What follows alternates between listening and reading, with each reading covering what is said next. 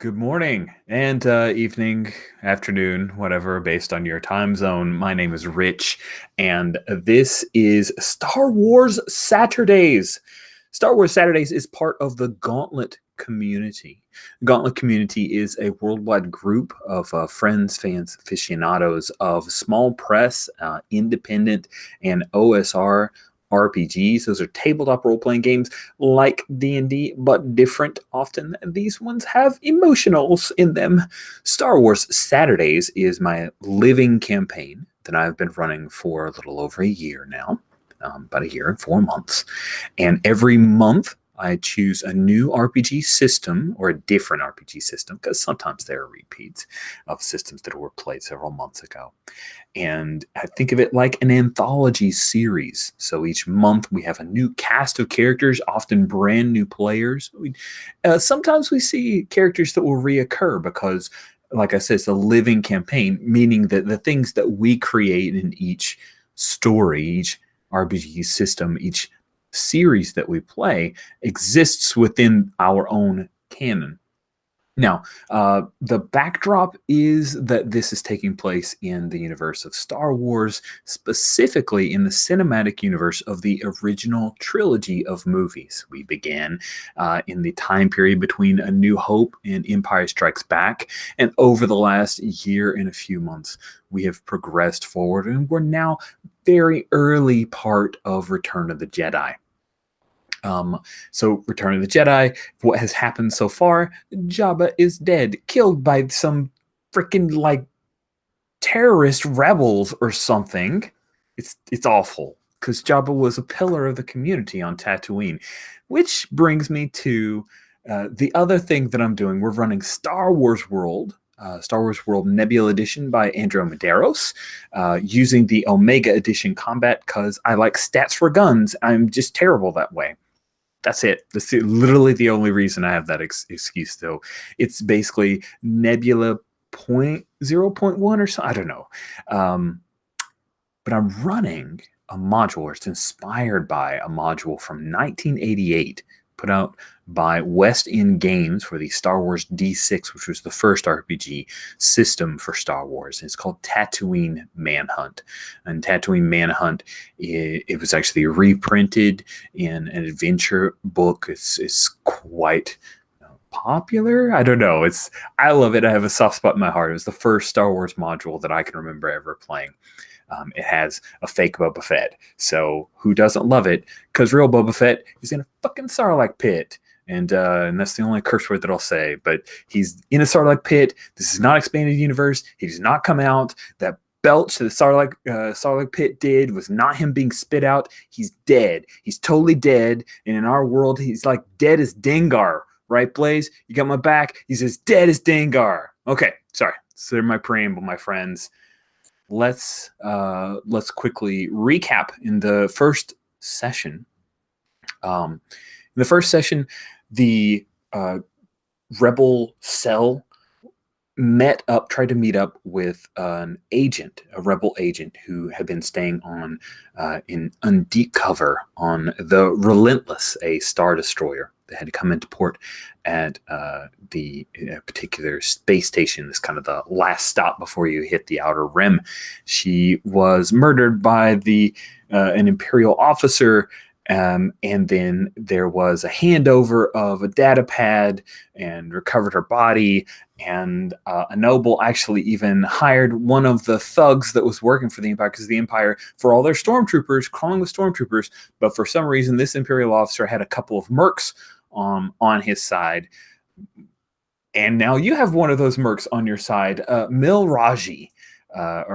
So Mill is now working specifically for one of your characters. So you guys took off in your ship for Tatooine because Agent Dana, the rebel cell operative, had given you information that Adar Talon, who is an old Republic officer of great renown, who supposedly had died during the rise of Emperor Palpatine, of Palpatine II Emperor, and now it turns out that he has gone into hiding and is somewhere on Tatooine. So that is the information that sent you guys running to Tatooine to try to recover Adar Talon before the Empire and this Star Destroyer had finished repairs, hopped to light speed and coming and blew him the hell up. So we only have one Steven in this game. So Steven becomes Steven, and Steven is also not appearing here. So Q is now Steven for this game until Steven shows up again, and then Steven will be Q. Following me? I know you are. Steven, could you please introduce us to your character? Certainly. I'll be playing OB-8B, who is a remodified droid, a reprogrammed droid. I'm using the Trooper playbook. And basically he has he's one of those big droids from Rogue One, kind of spindly, very tall. I think it's like 7'4" or something crazy like that. And he's been modified to make him more loyal, and sent out by other bounty hunters in order to do work for them. And some of the reprogramming was to put commando droid inputs into him so he's very athletic, where most droids his size are not. And you have a little adjustment based off of an advance that you received. Do you want to tell us briefly about that? Sure. I took the Durastil wingman. I envisioned that in the ship on the way over, I found the parts left over from how I was modified and reprogrammed and put it back together and modified and made a little commando droid, BX in one, B for short. And basically, um, he doesn't have the fighting capability he used to because he has my leftover parts. However, I just got a kick out of having another little droid to zip around with. So That's right. Thank you very much. And it just reminded me that droids aren't allowed in the cantina, so that will be an interesting scene. Joe, please remind us of your character. I'm playing Janilla Jantek, formerly a bounty hunter. Now using the Noble playbook because she became a popular and successful entertainer, and that's how she makes a lot of money doing that sort of stuff. Yeah, she's a Zeltron, so she's empathic, and it's kind of annoying at times for her, but useful at times also for her. So yeah. She's got a buddy, right? Oh yeah, she's got her bodyguard friend that she used to work with on this canteen in some asteroid called Alima Amarsu. She's a Twi'lek. And then we were told that we had to hire this other jerk by Madam not appearing in today's episode, Rook. That jerk. These lousy scoundrels do anything for money. Yeah. There's no romantic problems there. Absolutely, that's just how you feel, unaffected by your emotions. Good. Mm-hmm. Thank you very much, Joe, for introducing us and reminding us of Janelle. Dave, you're wearing a very interesting hood. Could that have anything to do with your character? And if so, please tell us about them. It does. I'm playing Shem Dash, who is a Jedi Sentinel. The Sentinels are one of the schools of thoughts in the Jedi Order, and the Sentinels often do things you wouldn't quite expect a Jedi to do, living slightly on the edge occasionally. Definitely a character with a bit of survivor's guilt, because there aren't guilt even. There's not that many of them left. And has been potentially has other motives compared to some of the other characters, I have this feeling. I think you might be right. Yeah. Awesome. Thank you so much. So as we start in our scene, you guys will be arriving on Tatooine and heading into the cantina where you meet with an operative. Blaze, please tell us about this rebel operative. So his name is Sleek Jag. So Sleek Jag is he's like a second generation Trandoshan that's been basically his parents. Okay, sorry. His parents were some of the families that actually immigrated to like a resistance world of some sort. So it's like he's one of the rare cases of a Trandoshan that actually has been colonized, I guess. It's the best way to. He's like anyway, so he comes from a family that's very like Coruscant minded and stuff like that. So he comes from a family of like he has maybe I don't know 10 brothers and sisters who are all very patriotic to the cause of the resistance. And so he was brought up in that world, but there was a certain like yes, I am very patriotic to the cause of bringing down the empire, but the whole convention of society is not necessarily for me. So I went into intergalactic operations for the thing. So Sleek is an operative. He's really good at poking his nose where it doesn't belong. And he, it could be shadowing people. It could just be like following them across the universe to find out, what their secrets are and stuff like that. And he lives for being in the field, and he lives for like taking on the persona of the world that he goes to. So like he'll know the local food, the local customs, that sort of stuff. It's like he likes to imprint on the world onto himself. So it's like I've been on Tatooine for I don't know how much of an extended period we're allowed here, but I would say about 6-9 months. That's awesome. And so I've come to learn about Tatooine, and it's now my home, or better, the definition. And so That is spectacular. All right, now, everyone, please look to your playbooks. You have connections. Let's develop some connections to Sleek here. Actually, let's start with Sleek, and I think it might be easier if you give some out to define some of those relationships. So, Sleek, as an operative, you have some connections. What are they? I think at least one of them is going to be kind of weird, because people sleeping with people is a big thing in Star Wars Worlds connections, but we'll figure it out. Oh, I didn't know that. I'm gonna say that. Oh, actually, no. Sorry, I'm just gonna look at the list again. Looking at my list. Sorry. Sure, no problem. No.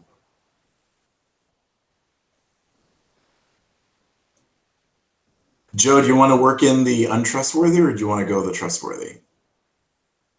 I was gonna. Oh, okay. No. I think we're solid. We're solid. We worked in the past. Okay. We're solid.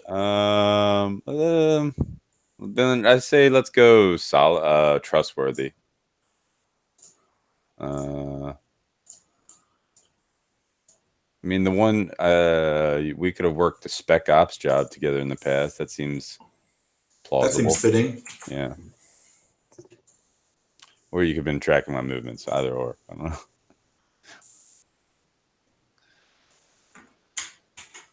Because I'll totally tell you the one that I put you down for. So I figure it would have been something like we went to this world to assassinate this propaganda writer for the Empire, and you used your charm to get us into the door of a thing, and we just we found a way to get into his back room. Sure thing. They all squeal when they die, right? This one actually told us that he wasn't really a believer in the cause. He just liked the money so much. So much good money. Okay. What else do we have? I am not going to trust the droid. Don't take it personally, Steven. He's a member of my crew. Oh, yeah, we've all worked together. It's assumed that we've all worked together. Yeah, absolutely. Yeah. Okay. Absolutely. So I don't trust the droid. And again, I've heard too many stories of IG-88s going rogue and murdering everyone around them that I don't feel comfortable around. That sounds perfect. I think the connection I'm going to take with you is that Sleek lives by a different code than I do, and I'm certain we will clash soon. Oh, I like that. No. If you want to know the connection that I chose with you, Sleek, Yes. I've slept with you a few times. You called it off, but I still miss you. Oh, it's nice. It's gonna make for a great reunion, that's for sure. Not at all awkward. No. Nice. Oh yeah. Oh yeah. I'm sorry, but the Hokie religion, I had this being given to me once. I'm totally going to give it to. I'm sorry, I forgot your name. Shamdas. That's it, Shandas. All right. Oops. Checking it out. And you can do double down on people, right? Yep, you sure can. And for every connection you start with, you get some bonds. So I think I might give you one back and put you and Janella into the same camp. With there's a crime you either did or didn't commit, and you owe me one. I cleared you of it. Ooh, nice. That would not surprise me one bit. Hey, I'm going to update the relationship to say that it was Janella and Slick did this. So maybe you were both involved in that. Whatever went down, I have to get you out of it. Well, listen, we could tie back to the thing where you guys had worked on that one mission. All three of you ended up involved in that. I kind of like that. That's cool. Cool. And don't forget that if you develop that connection, you're going to get one bond. So, Shamdas, you'll have, instead of put value here on line 49, you can just stick a 1 in there.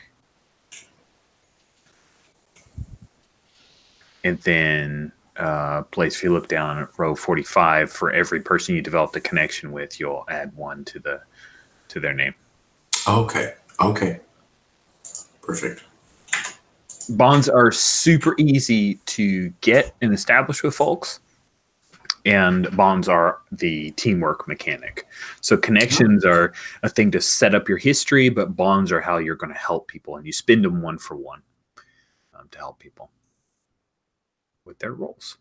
And it's 1 for 1 to the role. It's not going to move them up an entire grade. Good. So I think that Rook and Mill are going to be staying at the ship. There we are. Yeah. If you guys remember, the starting on row 11 of the NPCs and places is where we have the super cool looking ship that is your home, as it were, and base of operations.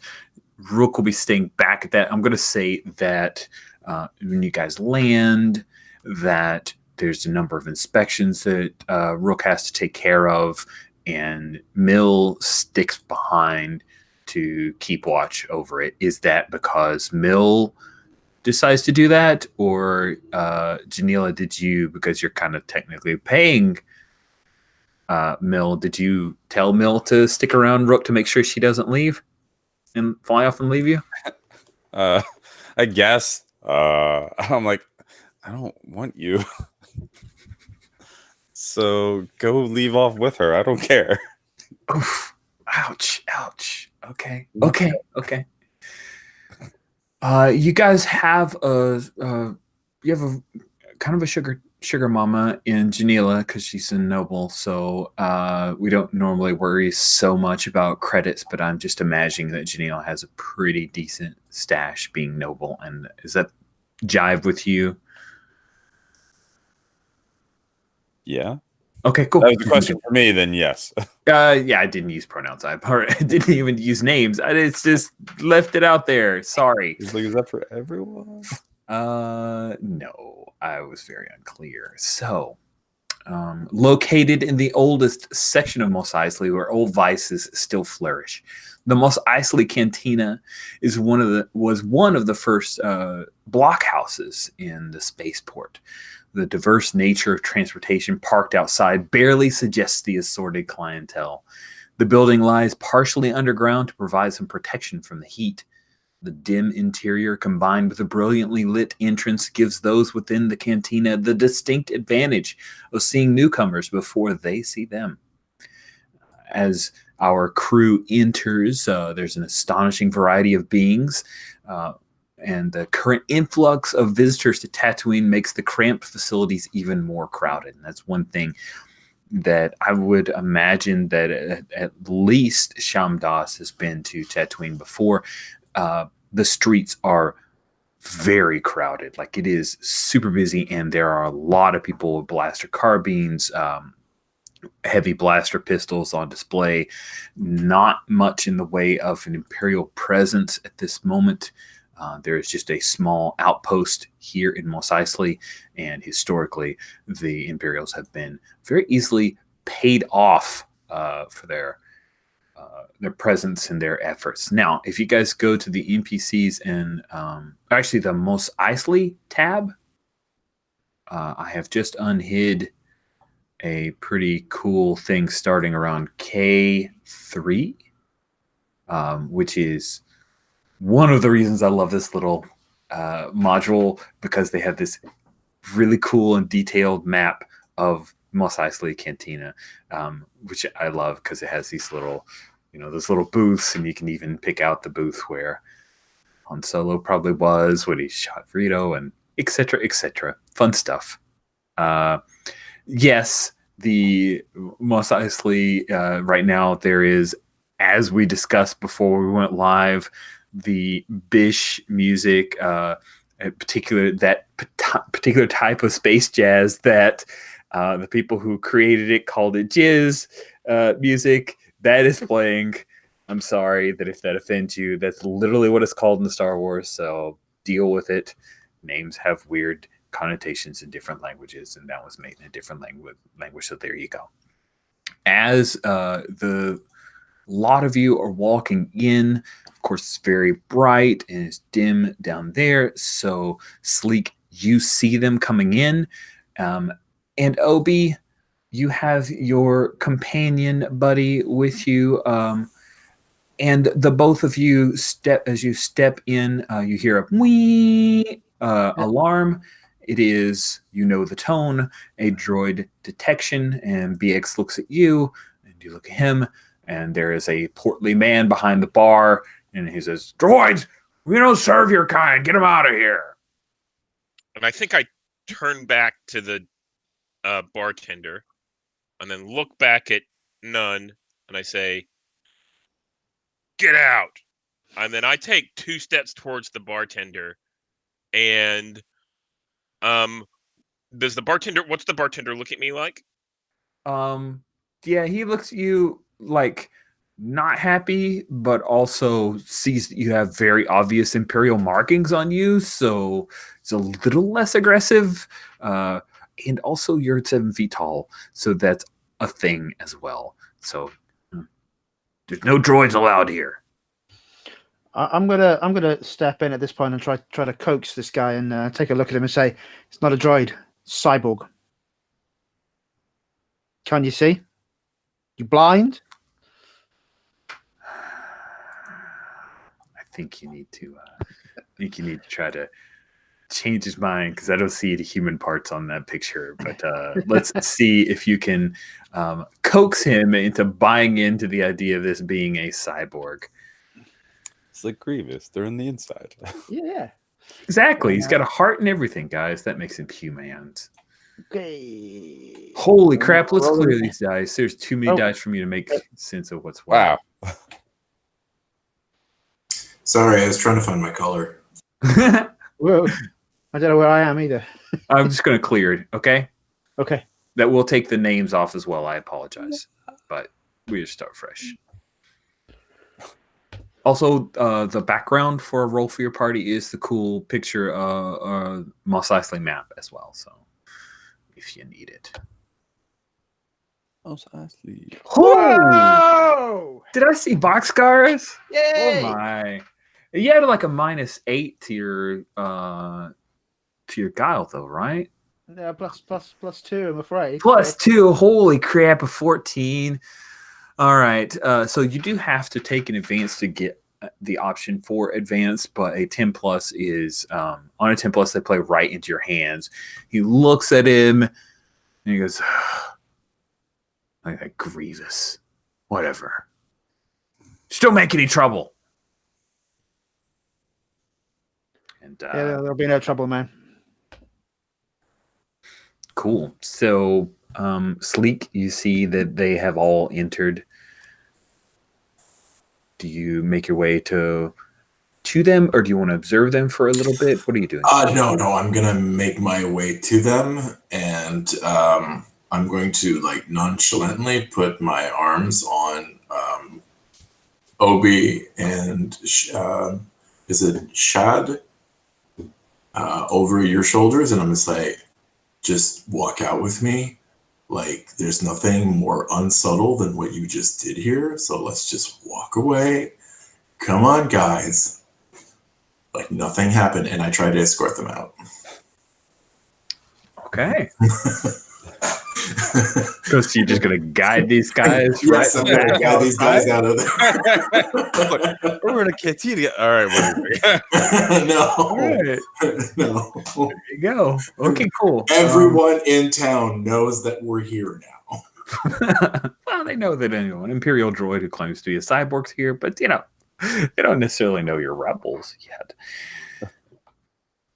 As you guys walk back out into the sunlight, you see there are like 8 Jawa that are all standing around BX, and they're like pulling at his hands. If you don't mind, I'm not quite interested in no, and then they're just speaking in their Jawa tongue, trying to like, we can fix you. Come with us. New programming. Look at this board. And one of them pulls out like a little circuit board. This one, good, built myself. And it's obvious that it's like hot, probably stolen off something else.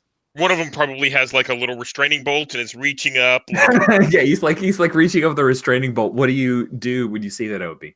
Yeah, I think Obi just wades into them and shoves them out of the way, maybe a little bit too hard. Okay, yeah, you make your presence known. The Jawa all kind of scatter back, and one says, "Oh, Imperial droid, very, very valuable. Who is yours? Who do you own? Who owns you?" Oh, I shove him away into the dirt. Yeah, he gets shoved to the ground. Cyborg, not a droid, Jawa. Cyborg. Yeah, Jawa says, "I got something to sell you." Cool. So you guys are out in the street. You've obviated all needs for lung guzzling, gambling, whipped bullies, all of that. You've avoided it very cleverly. I commend you. What would you like to do now? You've met up with your contact, the operative on a base. Here's what you know, Sleek, without any like die roll whatsoever. A day and a half ago, ships full of bounty hunters or folks who had bounty hunter licenses or folks who think if they get a kill, they can work back their way into license, just showed up. There is a huge bounty for a guy named Adder Talon, and this Mos Eisley is just teeming with these hunters trying to find any bits of information that they can about this Adder Talon. So as I make small introduction, I just say to everybody, just walk with me. Let's just walk nonchalantly into just follow me and we'll walk and talk at the same time because it's easier because it's like teaming with people. So we hit a corner that's got a bit more shadow and I start talking to them. Here's what we heard, and then I just pull somebody in as like a bounty hunter walks by in the back. And it's like, they're just like everywhere. What you don't know is that they're like freaking infested this city. Guys, we have to be really careful about this. If there's one place where we shouldn't be, it's here and it's right now. I mean, come on, Sleek. We've been through far worse than this. You're probably right, but I'm still paranoid. The only problem is now I don't have a drink to calm me because you escorted us out of the only good canteen in town. We'll go back, just not as a large group. Plus the droid, I'm sorry, but don't you know the rules? You're not from around here, I know, but come on. Droids aren't allowed here. Ever since that IG-88 killed about 60% of the place a few years back, they don't trust anyone. Get a cloak or something.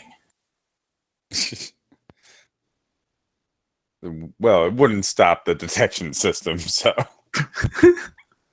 So you guys are not far in the center. If you take a look, 16 is the point on the map where the canteen is located. Across the way is some old ship wreckage.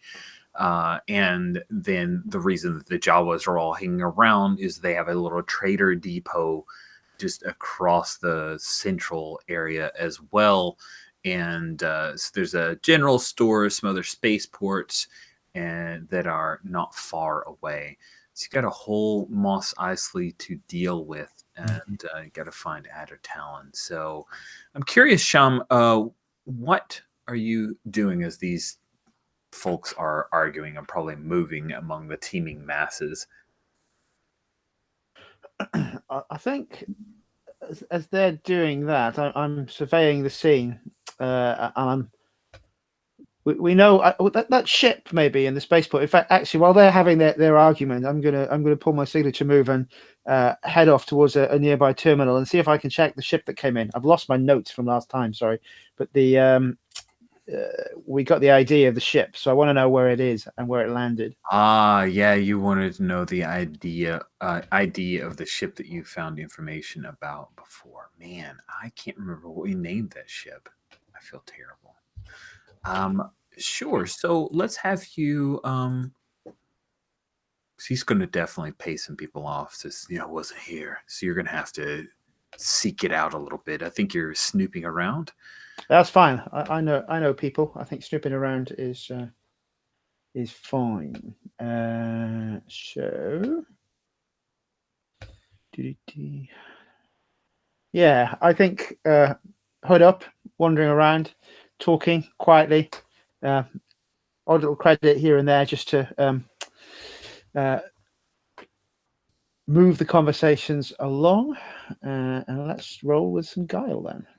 It won't be as good as last time. Oh, it's not so bad. So that's an 11. Nice. Holy crap! You're using up all your best rolls right now. I failed every damn roll last session, so I think Karma's trying to give you a little bit of payback, right? Okay, cool. So, what you find out is that his ship, which is a Phoenix class light freighter, is currently at Docking Bay 94. Uh-oh. I got a bad feeling about this. About what? The ship's here. That means our bounty hunter's here. I think we should... Well, there's plenty of bounty hunters here. I hardly see why that would give you a bad feeling. I mean, you say that a lot. So. Only when I'm with you. Now, I think maybe we should render that ship inoperable in case they want to make a break for it again.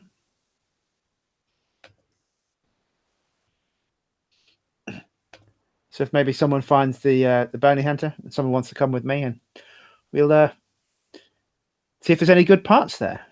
The hunk of junk we got in here needs some upgrades. I don't disagree. It is lacking of doors. That's for one thing. Oh, I'm so pissed to hear such things.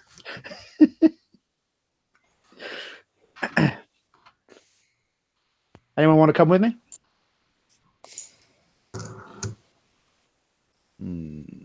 I'm sorry, but our primary mission is to find this commando. Ships are not really in our purview right now. Kind of think I agree with Sleek. If you would like, I can modify. I can talk to some of the troops here to make sure that that ship doesn't leave. We'll put a boot on it. That sounds What do you like that sounds like a wonderful plan, Obi. Nice. So I think what I'll do is I'll head towards like an Imperial. What is there? I think there's. Yeah, there is an Imperial outpost here. It's Yeah. on the spaceport. As you're walking, BX says, "A brilliant plan, as usual. It's so nice that you're here to help these poor organics." Okay. So basically, I think I will. You just like using that voice, don't you, Rich? Yes, I do. That's it. Yeah. That's just, it's one of my worst voices, but I love it anyway. That's awesome. So what I'll do is I'll head towards the Imperial area and basically tell them to put a silent lockdown on that ship so that it can't take off, but also it's not broadcast so that they can't just buy it off and leave. They don't know that it's happened yet. Yeah, doing it on the sly. I like that quite a bit. Oh man, I think you're gonna have to. I'll give you a +1 because you're an Imperial working with other Imperials, but it's still a weird situation. So I'm gonna have you coax someone. So you head in, and I believe actually I even have, because this is an old school module, so everyone's named and already. The regional government office has Oren Depp is the minor prefect here.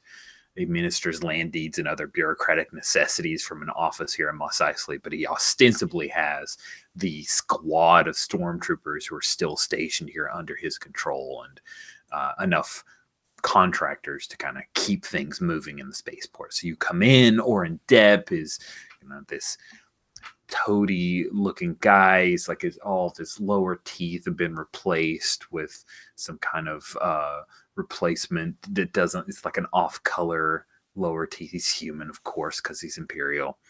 And you walk in and he looks up and up and up from his little desk where he's got his 4 or 5 data pads. And I was actually thinking would remember your training be a possibility, but because it rolls with prowess, I really feel like remember your training is kind of a physical thing. So I think it needs to be coax. Although you can shift the angle of how you're having this conversation if you need to. So he says you lay out the thing and you've got B behind you, and he says, "Oh well, that's." I'm not sure about that. And so now you can go ahead and roll to coax. Awesome. It's entirely possible he may. I got a 5. You got a 5. I did. He says, "Oh, well, for a few cred, I can make that happen. No problem." I think Obi reaches across and grabs him around the throat and lifts him up and says, "I think that we can do this, the proper way," and starts filling out a form with the other finger, just to, because this is the way you do things. Yeah, it's the Imperial way. And BX says, "Oh no, please don't. He's so terribly angry. I'm so sorry, sir. Please forgive us. It's super. It's very important." And his eyes bulge, and you fill out the forms, and he doesn't stop you because he is a thuggish toady who just got jackbooted by an Imperial. It's like a Wednesday for him. So there you go. Of course, he's going to remember you. Oh, yeah. He's super not happy about this. So, we will cut back to Shem and Sleek and Janila. Your droid companion has left. What are you guys doing? So, Sleek, what have you been up to? It's been a while. Yes. Well, Last time we saw each other was on Tatooine. Yes, Tatooine. I seem to remember the satin sheets of Tatooine. Is that it? Okay.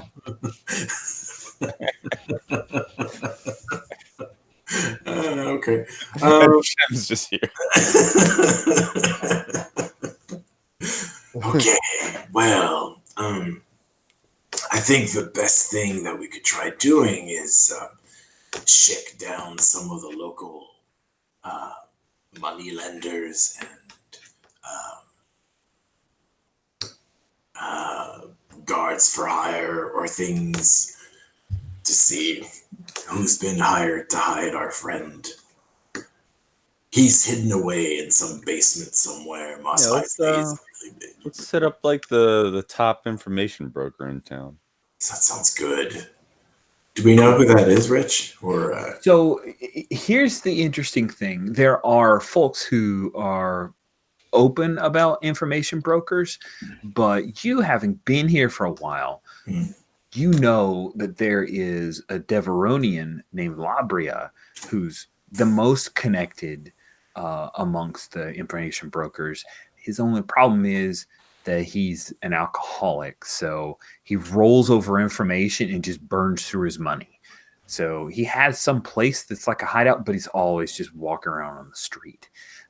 Also, just so for context, because I don't think I did a good job of laying this out, Ader Talon has been missing for 30 years. Oh, this is not Ader Talon disappeared. He people thought he was dead 30 years ago. Like around the time when Luke was born is when this mofo supposedly got cacked and his whole crew was just destroyed in a mission that was not that far from Tatooine, actually. So. Okay. Well, let's so we could talk to the Devorian if we can find him, but also like the local mob always has connections with the bounty hunters, so that's true, but and I'm not trying to just give objections. I just want to make sure you guys understand the context. And Sleep would definitely know this. Jabba being dead is like things are a little crazy. There is a Ratataki who's trying to step up. His name is Gazojut, but he literally just showed up from Coruscant, started killing mofos and saying, "I'm in charge now." Man, I would love that opportunity to do that in this world. That's how you do it. So I think Sham is going to say, look, if the Bellephron's here, Jodo Kast is here. He will know something, and besides anything else, he killed our friend. I'm going to find him. So, I mean, now with the droid's not here, we could head back to the cantina, maybe take down Kadzajet's cousin. You know, I can probably press her for information. That sounds like a good plan. Because I'm reading the NPCs list. So. Nice. Yes, you can definitely chat with the Tima. This makes me very, I'm quite excited to see how this goes. Sweet. So you want to circle back to, now that you don't have a droid, you want to circle back to the cantina and talk to the dancer at Tima. Okay, cool. That sounds quite fun to me. I am sticking out the picture of the Bellerophon. Thank you so much, Dave, for taking better notes than I did. And I've got the, whoa. Okay, there we go. I'll put the name there. So it sounds like, Sham, you want to deal with the Bellerophon, and Sleek and Janila are headed back to the cantina to try to talk to Atima. So, Obi, who do you end up with? Do you end up helping out Sham, or do you try to muscle your way as a cybernetic organism into the cantina? No, I'm definitely helping out Sham because I definitely don't trust Sleek. I mean, if I'm around him, things are going to go down. It's true. It's true. Yeah. Okay, cool. So the former lovers, Sleek and Janila, are headed back into the cantina. The alarm doesn't go off. You guys, I would imagine that Sleek kind of looks like the bodyguard of Janila. And also, since we're talking bodyguard, is she with you? Yeah. Okay, so Alima's a pretty quiet girl. Like she's probably the most comfortable she's been in a very, very long time. Because this place is super hot and it reminds her of home, and she's probably just walking kind of angling her face to the sun. So yeah, you guys head down in, and you see that Atima is there. She's dancing by the Bish jizz band. Kind of makes her way over to a lobster-headed creature and dances around him. How do you want to get her attention exactly? What's the plan here, Janela? Oh, I just like, yeah, I probably have like a hood. I pull back, whip my hair back as I like, just like lock eyes with her and just motion her on over. As I probably have like a spare drink for her as well. Okay, that works pretty well. So Atima is a Ratataki. So the Ratataki are a gray-skinned species. They are humanoid, and are known for, like, on their worlds, extremely warlike and barbaric. There are a lot of warriors who for hire, mercs for hire from the Ratataki lands. And so Atima, who has these, I don't know if you've gone to the bigger version of that picture, but she has these weird kind of earring things that come across her face, but it's hard to tell if they're attached to her skin or built in or what. But she's otherwise fairly attractive. Very, like, her body is trim, well muscled. She has a lot of tribal tattoos on the side of her face, her shaven head, her arms and the like. And she will come over and kind of slide her hand on top of the drink, but she continues moving as she stands at the end of the table. She kind of glances at the three of you all seated at the table. Yeah, and you got some pretty good moves. I've been known to have a few good moves myself. I'm Maybe. sure. And I've got I think I'm triggering my reputation move. Ooh, cool. Okay. I love it. Important. My call. Roll with focus. Do it. Roll with focus. On a hit, they've heard of you, and you get to say what they've heard. Right, Well, there's an 8 total, so okay. On a 7 to 9. Okay, so it's just an extra benefit on a 10 plus. They've heard of me, and they'll respond according to you. Say what they've heard, and they'll respond accordingly. All right. So what has the team heard about Janela? Well, I think she's heard, like, like, she's heard about, like, how she's a pretty tough bounty hunter that took down some pretty big kills. And also, like, she's now a famous entertainer, so, like, probably those things. So, like, she's probably heard of the Orca Thorn. Yeah, that totally makes sense. Because that was huge. She takes a moment when she. I'm totally doing like the Han Solo lean, just taking up one whole side of the booth myself. Nice. I love that, and I assume that it sounds. So Alima is probably seated at the farthest away. You're at this kind of sideways, and across is Sleek. Atima, leans forward and puts her elbow on the table and says, "You killed that Herglick."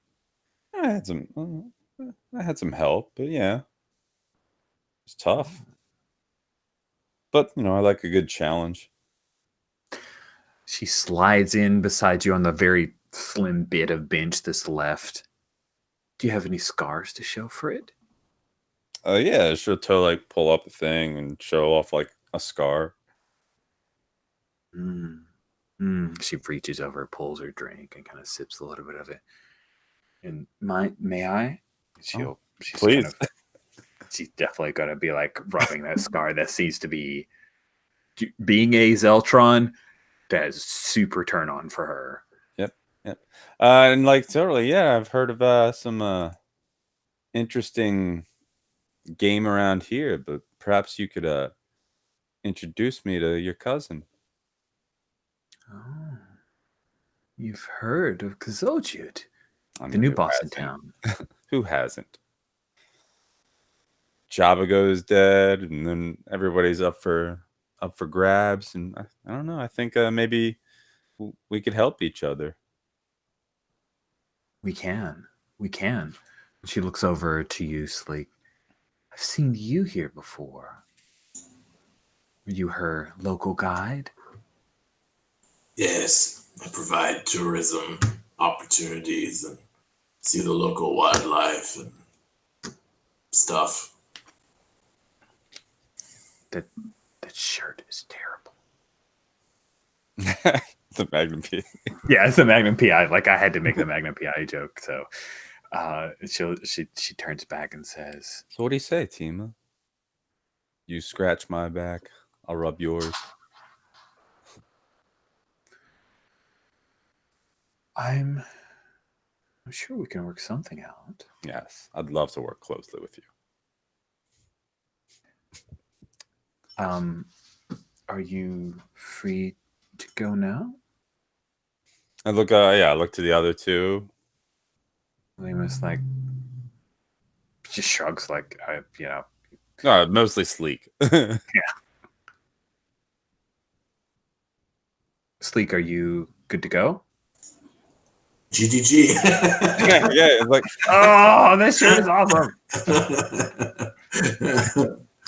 Cool. She's gonna like reach for your hand and try to draw you out of the totally, yeah, the booth. Cool. So we will cut away from you guys as you leave the cantina. Yet again, all of the like canned like gambling opportunities. Don't do them, man. I love it. I love it. Skip them always, every single time. 100% of the time, this is the best. Let's cut to Sham and Obi as you guys are standing outside of Docking Bay 94, right? Because it's booted and locked down. But is there something more you wanted to do here, or are you going through another approach? Try to hunt down Jodacast. Yep, that's the fan. I think we know the ship's well. Let's try to see what OB. Do you think the ship's out of action? Because if it is, I want to find Cast. Yes, I mean there is no way that this. I mean, I followed all the procedures and even threatened the Imperial officer. This ship isn't going anywhere, and no one will know about it. Sham will pat you on like your metal armor chest and say, "You're the best of us, man." Thank you. Let's find this damn bounty hunter. We've got a score to settle. Obi kind of pats you on the back in a reciprocal method, but I think it hurts. Bam.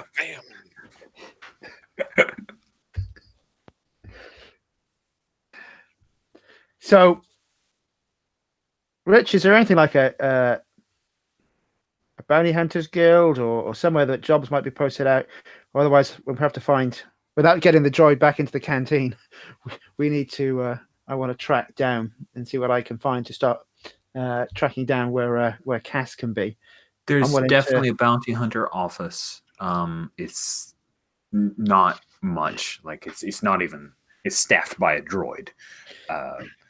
But you can head in. It's on the spaceports kind of thing where a bounty hunter can come in, check in there, check the bounty board. There's a droid there for answering questions. It's a protocol droid.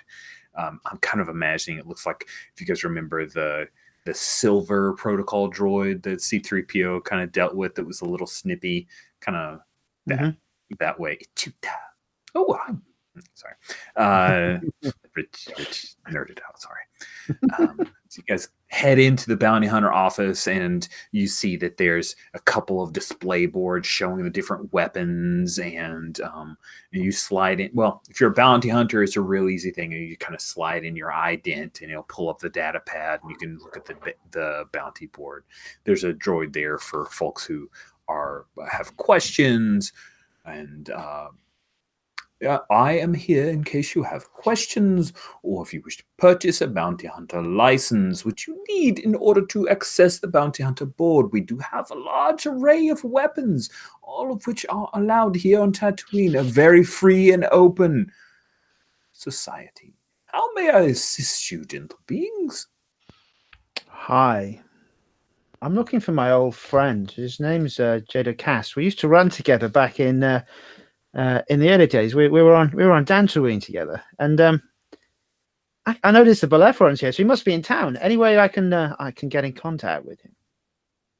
I'm sure that if you are very good friends, you should have his comlink address. You can reach him that way. You'll find that there are a number of large relay stations here. You can reach all the way out to 4 clicks into the desert.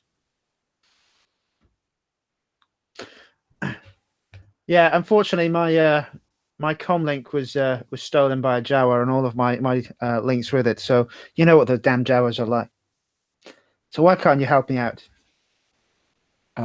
So as this conversation is going on, Obi, you notice he has a restraining bolt on him. I don't know if that bothers you in any way, but just letting you know. It's kind of the default, but it's a thing that you're aware of.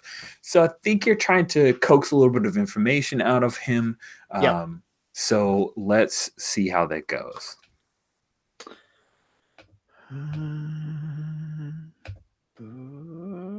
That's a 9 plus 2 is an 11 again. Yes. Okay, for I am 10, the play right Coachmaster. into your hands. The droid pauses for a moment. This is highly unusual, friend. I'm a highly unusual sort of person. Jodacast is a Mandalorian who is very concerned about his privacy. I can relay any information for you, if you wish.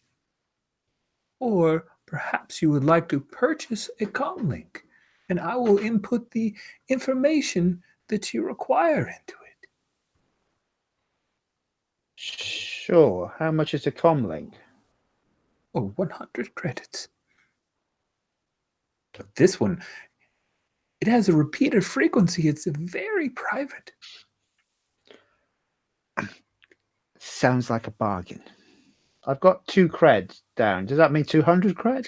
Oh yeah, it's basically 1 cred. Sorry, I should have spoken in the language. No. I got you. That's fine. I just wanted to check. I'm not like stone broke. No, it's really good. It's a really good question. I should have just said it's 1 cred. So yeah, it's 1 cred. Okay, I'm up that down. Pass over the cred and take the. Cool. And when he hands over the cred, it's one of those looks like a lipstick case, except it has a little microphone screen over the end of it, and he'll taps in a couple of programs, and it now has a line to Jodacast. You've been so helpful. And I think Obi at that point leans over and kind of leans down and taps that restraining bolt and says, "Good boy." Oh, well, thank you.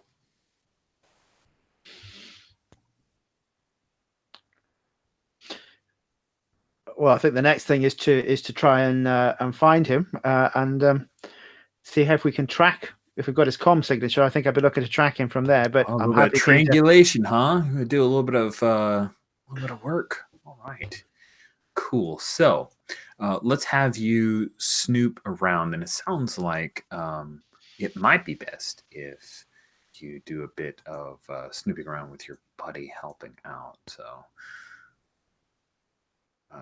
That is a guile thing, which you're really good at, actually. Wow. OB is a thug. He is made for hurting people. I just looked at those stats and saw that. So let's go ahead and have you snoop around here. That's a 5. That's a 7. Okay. 4, 5, 7. Yeah. All right. On a 7 to 9, you find what you're looking for, but it costs you valuable time, credits, effort, or blood. So you're following the pattern. Basically, there are a couple of Jodacast's relays that you've picked up of older communications. It's not a thing where he has it on at all times. Have you ever had known like older people who have cell phones, but like it's turned off unless they want to make a call? That's Jodacast. That's like me and my work phone. So it turns out that that's how Jodacast works. He doesn't want people to reach out to him. He uses it to calm out to others. And so you can find a little bit of that on the repeaters and using that to triangulate. And you guys come upon an alleyway. And when you come to that alleyway, you overhear a bit of conversation from a couple of individuals that are there, like a couple of transients. And you hear, Hef's dead. Even a back-to-bath wouldn't help. Sad to see an oldster die. Make the final jump. And when you guys come into that alleyway, which is the last communication point that you saw from Jodacast, they see you and they start kind of hiding behind, and they see, actually Obi is what they see, and they are terrified because there's a giant 7-foot tall Imperial droid. What do you do? I think Obi actually steps up and like grabs one of them and pulls him out into the open, and then kind of puts him in front of Shamdas and says, "Talk to him." Obi, no, that's not how we treat people. We've gone through this before. Stop grabbing passerbys. And then sets him down. Okay. This guy's, he's got his hands and his feet are wrapped. He's got kind of that old leathery face. He's been here for a number of years. You know, his hair's fallen out. He's older, human. He's very terrified at this point because of what Obi's done. But he looks up. I don't know anything. I don't know anything. Don't worry, friend. You're not in trouble. We're looking for someone, and I think you may be able to help us. Look, have you heard of a Mandalorian called Jodacast? I've seen a lot of new folk, a lot of strange folk lately. You know, there's a big bounty here. They're teaming it all over. Hef is dead, but maybe, I don't know. Did he run afoul of this Jodacast? Who is dead? Tell me about your friend. Hef, he runs a souvenir shop right over there, and he points just across the way. His daughter, she's there. Tebby, they're Lepi. And the Lepi are a particular species that are humanoid green rabbit creatures. Okay. Do I get a feeling that this guy is on the straight and narrow and telling me the truth, or does he seem to be holding back? He's telling you the truth, but he's not on the straight and narrow because, you know, he's got to do what he's got to do to get by him, Mos Eisley. Cool. I'll give a description of Jodacast and say, and give him like a thing I can use a comlink detail. Say, if you contact me, if you see him, there'll be something in it for you. Oh, just see. I don't mess with Mandalorians. Just call me. We'll be here in a jiffy. Okay. Yes. I hear you. Yes. Perhaps some food now to make sure that I'm loyal to you. And I think that at that point, Obi leans down and puts his face right next to this guy, and he goes, "Food later, and you never saw us." I of course, I never. Nope, didn't see anybody. Nope. Good. And I think that's whenever he pats him on the back like he did with Shamdas before. Right, yeah. I'll grab him at this point and dust him down and say it's okay, and I'll slip a couple of small credits into his hand and whisper into his ear, "May the Force be with you." And the other transient comes up and he goes, "You pushed too hard, man. I told you not to ask for food. Never ask for food right away." And you guys stride off towards the souvenir shop. Yeah. Okay. Cool. You see that the shop does not appear open. Any signs of any things like security cameras or devices like that in the around the car shop? Okay. I think Obi reaches for the front door, and it's kind of locked, and starts to pull, and then stops for a second and looks at Shamdas. Looking around the street. Anyone else around? Oh yeah, there's quite a few people around. Nobody really paying attention to you. It's one of those you can easily do what you want. Oh, thank you, Joe. By the way, guys, don't forget that there are specific. So you do get XP for missing rolls, but you also there are playbook specific triggers for XP. And Sham, you definitely grilled someone with questions there, and I think that Obi's being protective of Shamdas in a way, so I'm good with that. Okay. Being an XP for you as well. Cool. So, as you get to the door, you hear a voice from the other side that we're closed. Just go away. Obi's going to open the door for Shamdas. Okay. Obi! I think what Obi did was the right thing.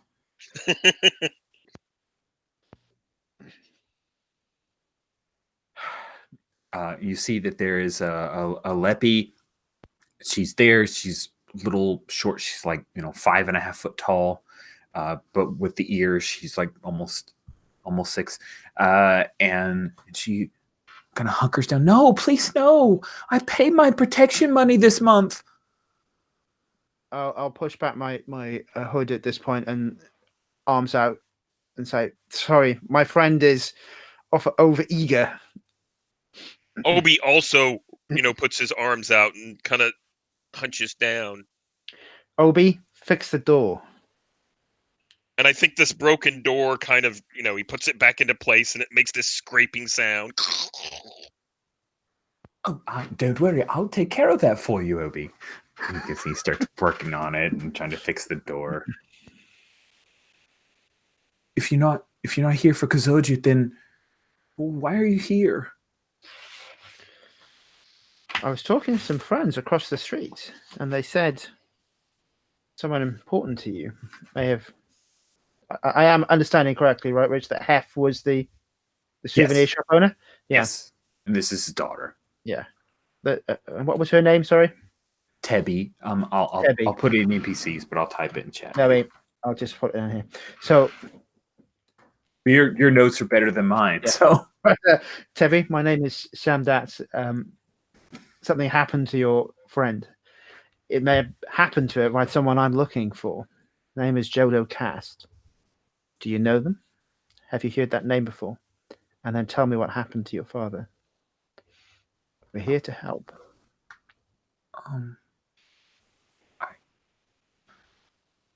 I don't know a Jodo Cast. Describe what he looks like. I'll describe his appearance. Yes, I saw a man in Mandalorian armor standing over my father's body.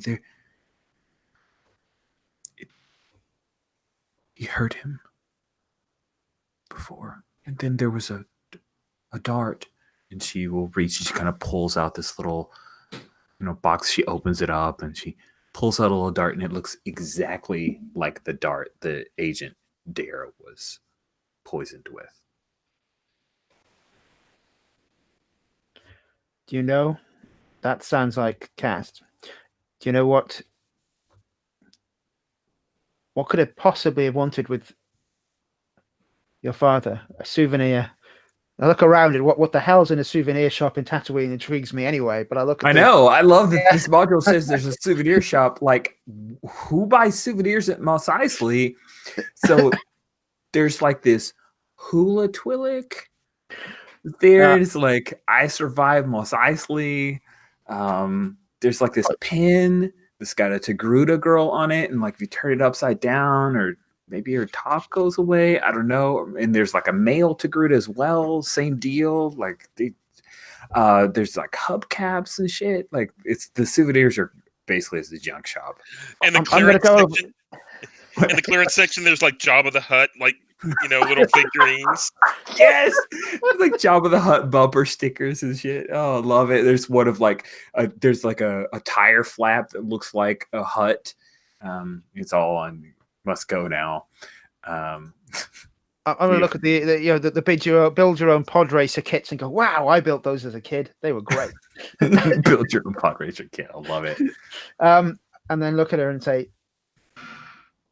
one of the most infamous bounty hunters in the galaxy coming here and roughing up your father. What do you know about that? He adopted me. He's not Leppy like I. He was a human like you. He's been here for many years. He's one of the older members of the Mos Eisley community. Maybe he thought that my father knew something, but I don't know. I'm going to... We need answers quickly, so I'm going to stand up and look at her and say, there must be something.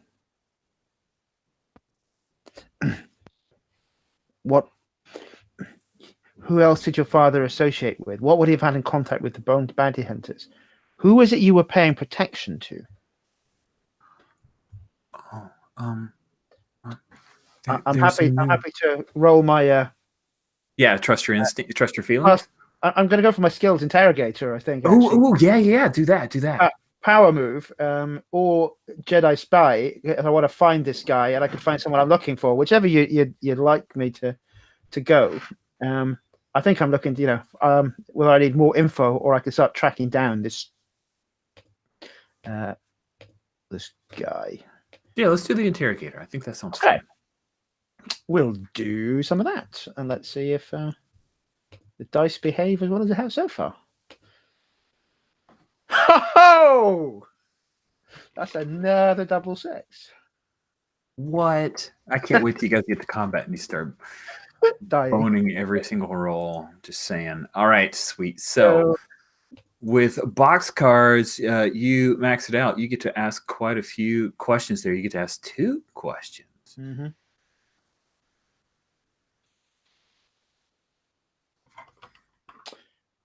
So I'm going to ask her where she was. No, actually, I think she's already told me that. Okay. So who the people who she's who are they're paying protection to? Who does she fear? Who is this authority? She says as soon as Jabba was killed, we thought perhaps things would be easier for us, but then Aratataki came, and he's taken over so much. We pay him protection. He and his cousin Atima, they are devils. They're so vicious. I think Obi leans forward and he's trying to make himself as small as possible, but he still towers over the little girl, and he says, "What are you going to do now?" I don't know. I wish I could just sell the shop and leave, but who wants a junk shop? The souvenirs we sell, most people came here and bought things because my father had been here for so long and everyone loved him. Just a Leppy. No one cares about me.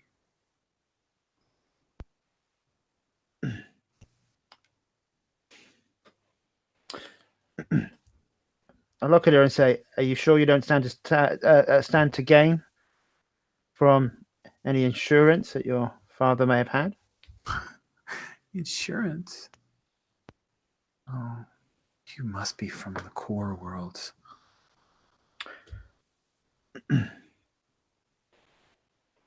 Smile and say, "It's a good enough story and a way that we could probably get you off this planet when we go. All you have to do is pretend to sell the shop to us. They'll come around collecting for the credits, and then we can have a conversation with these individuals." Oh, but you want to talk to Kazojut? I'm looking for Jodo Cast, and whatever route I have to go through to find them, I will do it. If it means, and I smile and say, helping someone on the way, then that's where the Force has guided me. I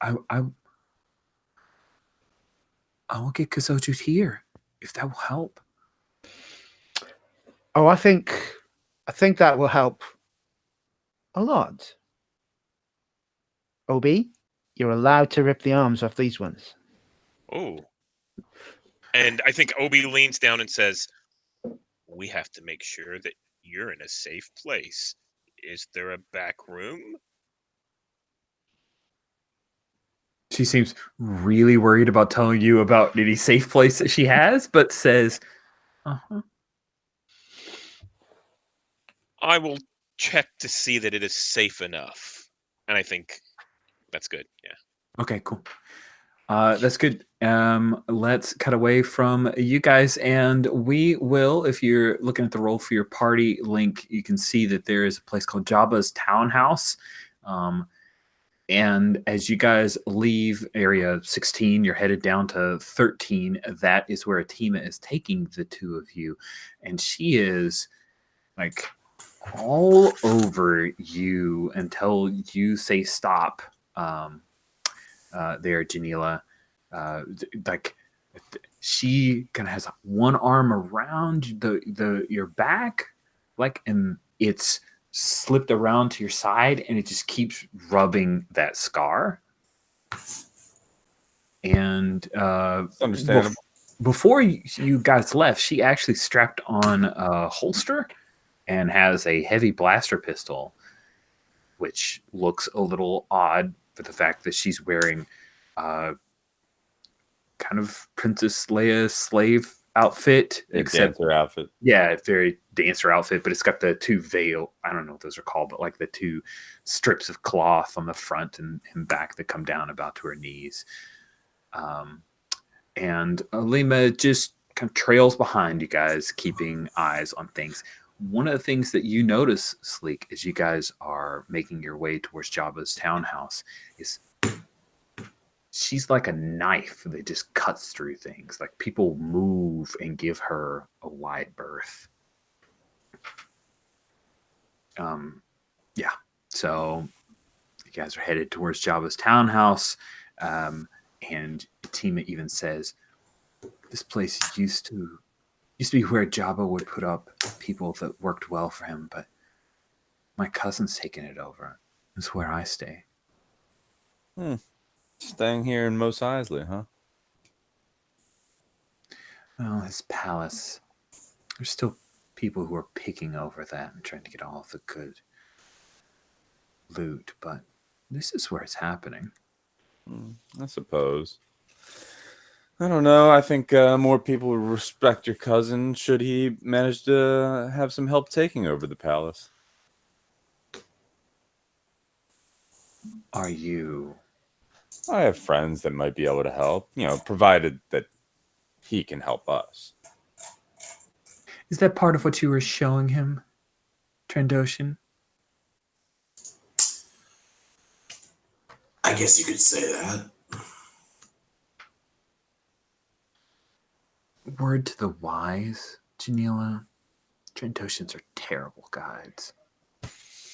Oh, I trust my associates quite well. I choose them after careful study as I give her hip a squeeze. So you guys, as you come to Jabba's townhouse, it's a 3-level place. It's one of the larger buildings. It is what used to be a hotel, and Jabba just kind of took it over, and people get to stay there that he likes. And now it is operated by Kazojut Radataki, who is on the rise. You see standing outside is an IG-72 unit that has a blaster carbine that Sleek, you immediately recognize is set on is a disruptor style blaster carbine. It is set on the do not cark around setting. And there are also a number of Gamorreans who used to work for Jabba, and now they have brands on the sides of their piggish faces that Atima points out, that's my cousin's brand. So what do you guys do? She's just going to walk right in like she owns the joint. And the Gamorreans actually kind of avert their eyes a little bit and start to move out of the way. I assume we're going to follow, right? Yeah, I mean, that's my plan. Yeah. Alima says, do you want me in or out? No, you can join. I've got a bad feeling about this, Janelle. Oh, come on. You too. We've been through so much, and we always get out. Okay. We're just gonna dangle some bait. Cool. You guys step in, and she leads you down a hallway. You pass by. There are a number of thugs here. There's also quite a few entertainers. You hear that there's Max Rebo. So this Max, Matt, you hear Max Rebo is singing because Max Rebo. So come in. There's a larger room. It's obviously this is where Jabba kind of held court when he was in Mos Eisley. But instead of the large kind of palanquin that he would sit upon, there's now a large throne that's been put together, kind of welded out of heavy metals. And there is Kazojut. Kazojut, if you guys take a look at the picture, he's younger. Most Radataki who venture out of Ratatak, he's definitely quite a bit younger than the other. You see he has a number of studs that's been surgically implanted into his chin, and he's got a pair of Twi'lek males that are kind of seated at the base of his little throne. They're wearing just little loincloths, and one of them has their arms like wrapped around his lower leg affectionately. They are trophies to him. And a team that comes in. Yeah, he's a scumbag. That's what you're saying. Yes. So, why not? Why don't we use this paint the scene thing? So, I'm curious, Sleek, when you come in, what is it about this particular room? What is it, something that you notice that talks about how new the setup is here? Like what has been hastily erected, or what is something that's been brought from the outside of Tatooine that you notice? So Jabba's palace usually has these giant archways that look outside because he constantly needs to be reminded that he's on a pedestal. And what's his name again? Xojud actually brought in these heavy blaster doors that he just bolted into the archways to close off, kind of building ramparts to actually tell the world that his empire is closed and new and he needs to be protected at all times. Nice. So that I like that. That's good. Janila, what's something that you noticed that talks about the changes that Kazoju has made to what had been here for many, many years and was Jabba's? I think Jabba, while he was a crime, he didn't this guy's brought a lot of art to display to show off his gaudiness. And try to get more of an air of respectability, whereas Jabba didn't need that. He was just yeah, no, you know who I am. I don't need to show off my wealth. Whereas this guy's he's new, so he wants to make impressions. Nice. So it's a lot of Ratataki style art. There's a lot of reds involved and grays and darkness. And probably stolen stuff as well. You know, like he's crime. Lots of Naboo stuff for some reason. That's the boo stuff. So as you guys come in, and he nods to Atima, but kind of holds up a finger because there's someone else who's having a conversation with him. You see that there is an Iktochi. Here he's wearing robes. He doesn't have any obvious weapons on him, and he's holding forth these paintings. And there's several other paintings that are kind of set up by his feet, and there are a couple of droids that are holding them up by their little frames. You know, like little walker droids that are like, you know, 2 feet tall. And you see these are all like odd semi-erotic pieces. And the Iktochi says, yes, these are all from Jabba's palace. You should display them here. They would bring not only history, but also show the finer side of what Jabba had to offer all of Tatooine.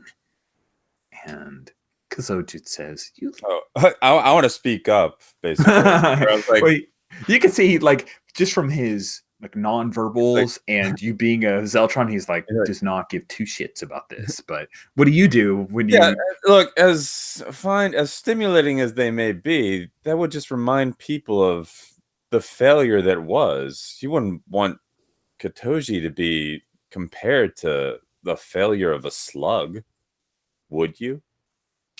A number of the Gamorreans all like chuckle a little bit, and Kazoju looks at you with interest. I don't normally let Zeltron speak for me, he says. But she's right. Take that junk away from here. Burn it for all I care. He's burn it?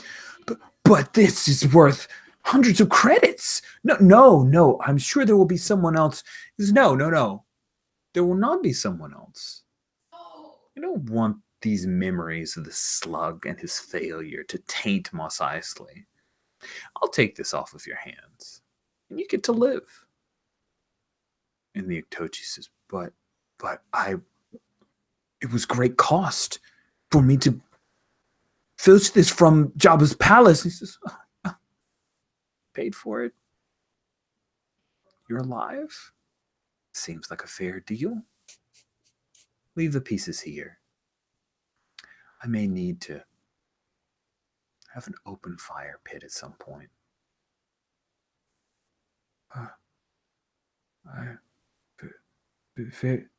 Very well. He turns, and a couple of Gamorreans come and start to escort him out. He points and he calls out in in the Gamorrean tongue for a couple of his underlings to carry all of the art pieces away. Tima says, cousin, I'm not sure if we should eat any food roasted over such filth. True. We can give it to the poor or something. Who are these? Who is this girl? This is Janila. I guess, she's a bounty hunter. Roll my reputation again? Oh, yeah, do it. It's whenever I meet someone important, so. He's kind of important. Yeah, so she says, this is Janila, and he'll pause, and now you roll reputation. Yeah. Reroll selected. Ooh, there's only a 6. Let's, delicious. Sleek wants to help? Can I help? You have sure. A bond? Yeah. Spend a bond and spend a tell bond. me what do you do to kind of pump her up? Ladies and gentlemen, Janila Jamil. I actually say, well, if you must know, clearly, this is Janila. She has entertained millions across tens of worlds, dozens of worlds, something. Cool. I like it. All right, so that pushes you to a 7. All right. I know, yeah.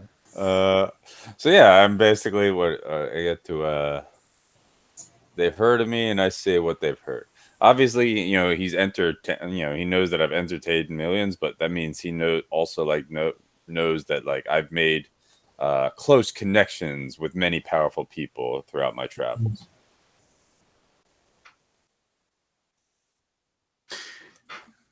I remember you. Yes, you are a good singer. Max Rebo. You should do a duet with him. Oh, Max and I go way back. There's no one better. No one plays whatever that thing is better. Yeah, nobody plays weird piano thing better. Yeah, a foot piano thing. He's an ortolan, in case. I love the ortolans. But yeah, like I look to him and I give him a wink. Yeah, so I don't know if Max Rebo has eyelids, but he kind of inclines his little trunk, kind of does this happy twirl. And they've taken the house music down a little bit for you guys to be able to converse, because Soju doesn't like yelling. Yeah. And he says, and I have to say, I love what you've done with the place. Everything was just so hut. we have plans.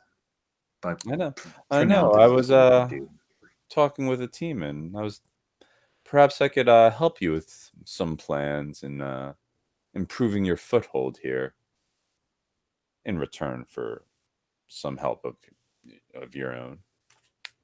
And what do you need help with, Janelle? Well, as you probably are aware of all of the influx of bounty hunters in Mos Eisley, and you're probably heard of my reputation of bounty hunter as well.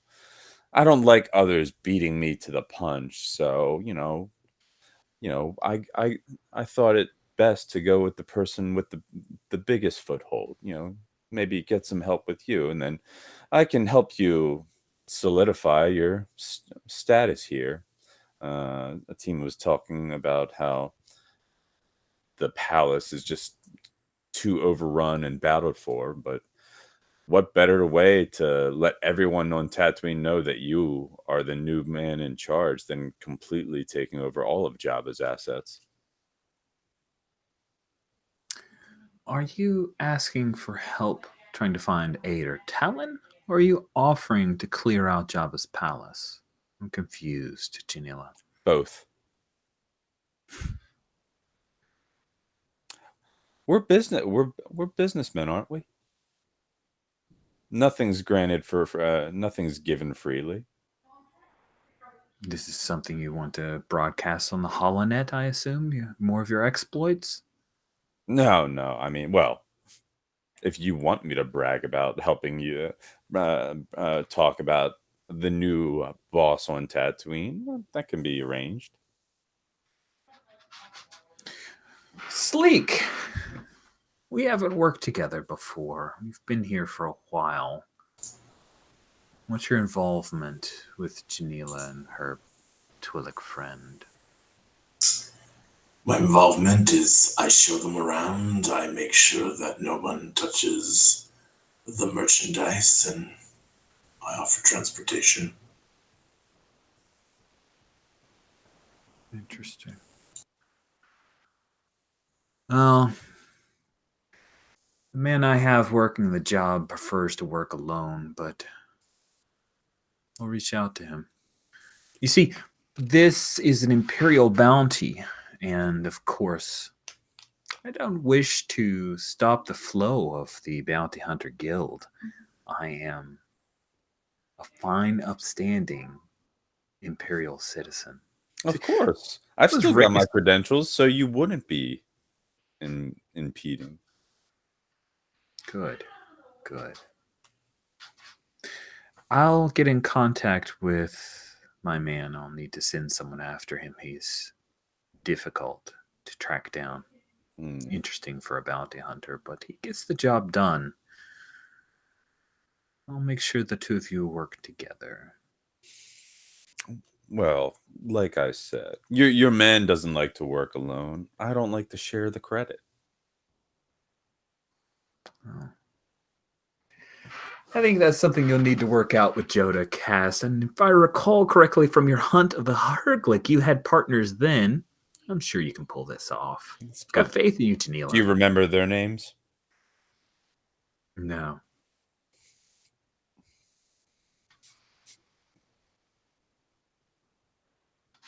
But I don't need to. You were the important one. You're the noteworthy one. You're the star.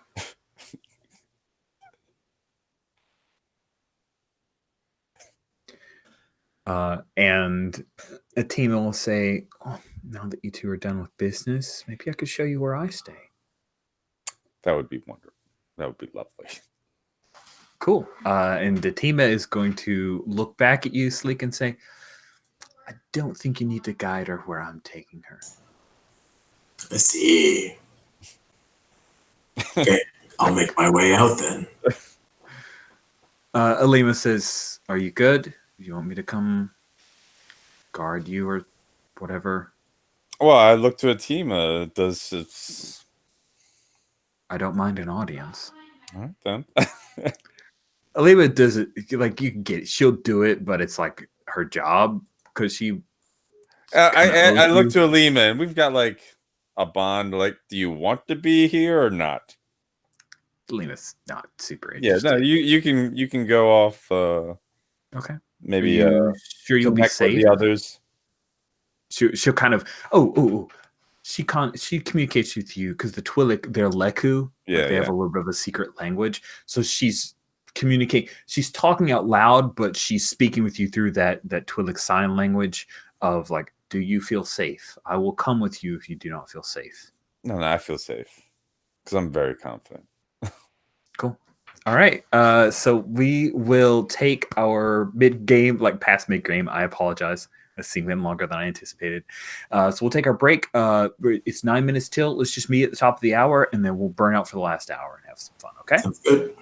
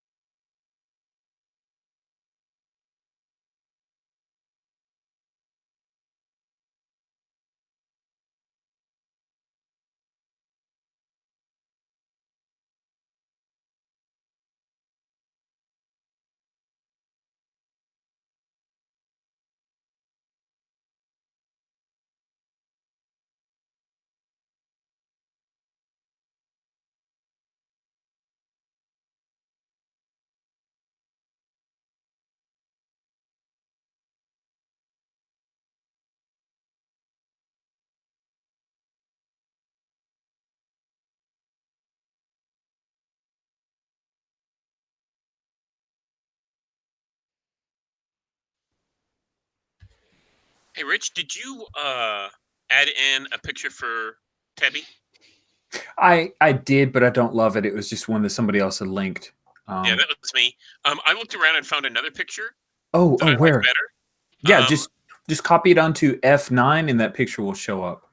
So I did, and I saw that you do something fancy, with like Imager to get it to be a portrait. Oh no, I mean sometimes I do. Okay. So Sometimes I'll crop and stuff, but oh, that's a cool pic. Yeah, I super love that. Wow, she looks way more competent though. I know. I mean, well, that's why I was trying to crop to just kind of the face. I can do that. Give me Okay. just a sec. I was like messing around with it, and I don't know how to use Imager, and I was like, huh. What's funny is now that Imager's made a few changes of late, whenever I edit the image, it basically shows an error, and you're like, "Oh no, I screwed up!" But then it actually did do the image edit. Just throws an error for no apparent reason. She's so adorable. I want to play this Leppy now. Wow, that picture's great. Okay, well, Imager's not being nice now. Of course, after I brag about it. All right, there we go.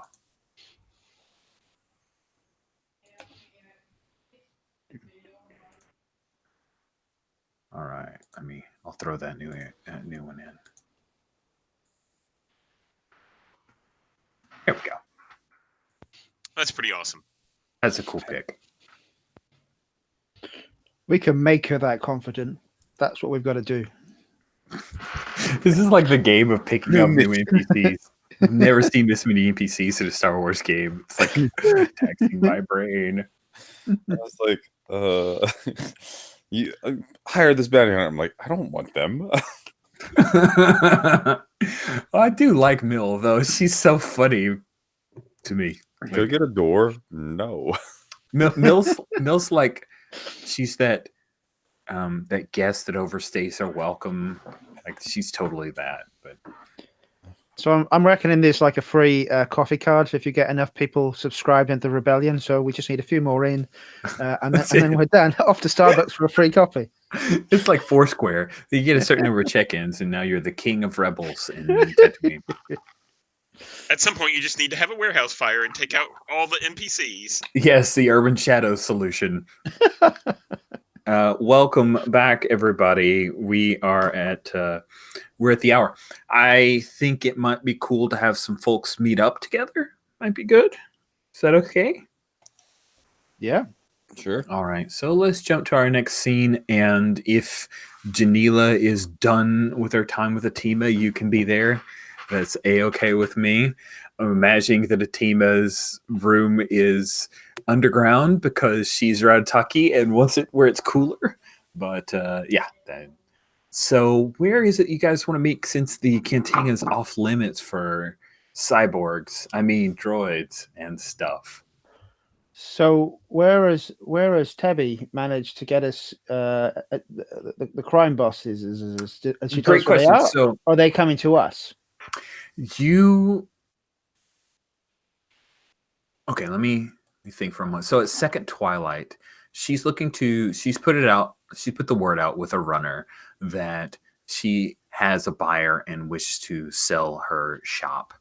And I think what would come back is she's going to be escorted to formerly Jabba's townhouse, to Kazoju's townhouse, to have this conversation. He's not going to come out of his place of power. So that would happen at Second Twilight. So you guys have, and when I say Second Twilight, there are twin sons of Tatooine. First Twilight, Tattoo 1 might be when you guys meet up, because she knows she's going to get escorted to talk to Kazoju to Second Twilight. Does that sound cool?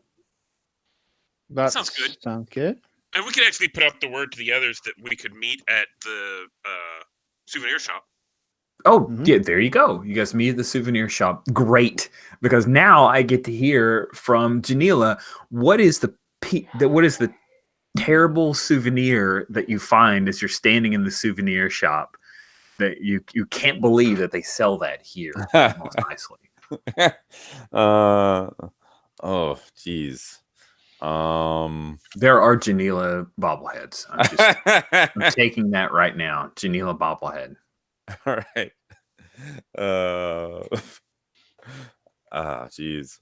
I don't know, like probably like some like old hollow poster of like this backwoods concert or performance or like some like video of like this performance that I did for I don't know, some like really weird, like it's really avant-garde because like the host was like, we don't go for the normal type stuff, like because we want like they've got like I don't know, probably like Ithorians or whatever.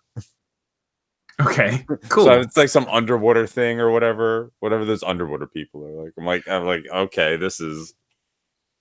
I'm like, oh, you're what? talking about the underwater people that kind of look like they have dreads, like The with their hammerhead tentacles? the hammerhead looking dudes. Okay, yeah, I know who the hammerheads are. Yeah, the Thorians. You got it right. I was just you said underwater. I thought maybe you meant the Nautilans. There are lots of underwater species. It's awesome. I'm happy with. Not the Rastafarians, because Lucas is stupid. Cool. Then we will also ask Sleep, what is the trinket that you bought and lost long ago that you see a row of them here way cheaper than what you paid for it when you thought that it was incredibly rare? Holy crap. Sorry, that picture link was unexpected, but that's pretty wonderful. Sorry. So Sleek. save. The image is called Zeltron Med Student. 1 point though. 1 point. It's gonna be really weird and tacky, but I'm gonna say a Twi'lek Hawaiian-ish dancer, like the bobbling Hawaiian dancer. Okay, cool. Yeah, I thought it was super rare when I got it a few years ago and put it on the dashboard of my speeder. And here's like a bunch of them, and they're on clearance. Yeah, damn. Cool. And I think that the bobblehead of Janila also comes with a stuffed Bothan that just happens to look like Kai. Something about the retelling of that hunt got mixed up. So obviously the bobblehead version of Janila has a old, crusty Bothan stuffed animal. Oh. Taking that. Cool. So we have the group, you guys meeting back up again after all of your reconnoitering. I don't necessarily need to have everybody like say this is what all happened, but what are the pieces of information that are pertinent to share, and then we can talk stuff out from that point. So I think the pertinent pieces of information are that Shamdas shares is I said go on, sorry, my list of names. Jodo is here. He killed this lady's father. That seems extremely odd, and I want to know why. And then we have 2 crime bosses who are putting protection money on this area, trying to pick up Jabba's old hunting grounds. It's likely that they're in cahoots. So we've got an opportunity to go into their palace through the front doors, and then do what we do. I'd like to find who we're looking for. Find Jodo Cast. Oh, he'll be coming to us. I'm working air quotes with one of the crime bosses. So good. Then in the interim, there's still the opportunity to find out a little bit more, get these individuals in our what's the word I'm looking for? I'd like them to crosshairs is good. Service is the other, but still, they don't seem like nice people. Oh no, he's a total scumbag. They upset. They upset OB. I don't like seeing OB upset. Who's the other crime boss? Atima, and Atima's not the boss. she's just the. Cousin. Is she malleable? I mean, I haven't. Well, I guess this is just a question for the MC with empathy. What did I pick up from? She seems, from my perspective, completely on board with what her cousin does. Oh yeah, Yeah, she's an enforcer for him, if anything. Yeah. So yeah, I wouldn't trust her. So, Is she ambitious enough that we offer her an opportunity? No, I think she's loyal to her cousin. Do you like her? I mean, we had some fun, but she's still okay with slavery, which is not really my thing. Good. The last thing I'd want to do is hurt someone that was your friend. Yeah, no, she's a tool to be used. Rich, how much is known about what happened to Jabba publicly, I suppose? And I'm specifically thinking about, lightsabers. Right. So there's a lot known, but there's a lot of lies mixed in with it. It's like a fable told by many tongues. So you ask 3 people in Mos Eisley what happened to Jabba, you will get 3 distinctly different stories where they will venture off in different areas. There are rumors of the Rancor is running amongst the sands of Mos Eisley. There are rumors that there was a Sith that destroyed him. There are rumors that the Empire murdered him. There are rumors that the Hutt just called him back. And so it's all over. As far as people saying yes, and lightsabers were part of it, you maybe hear that 1 out of every 5 tales. Cool. Yeah. Because most of the people who give accurate retellings are dead or left. So obviously, I think we're going to be all heading in there, probably separately, because he doesn't know that we're working together. So we shouldn't be presented as both buying this shop.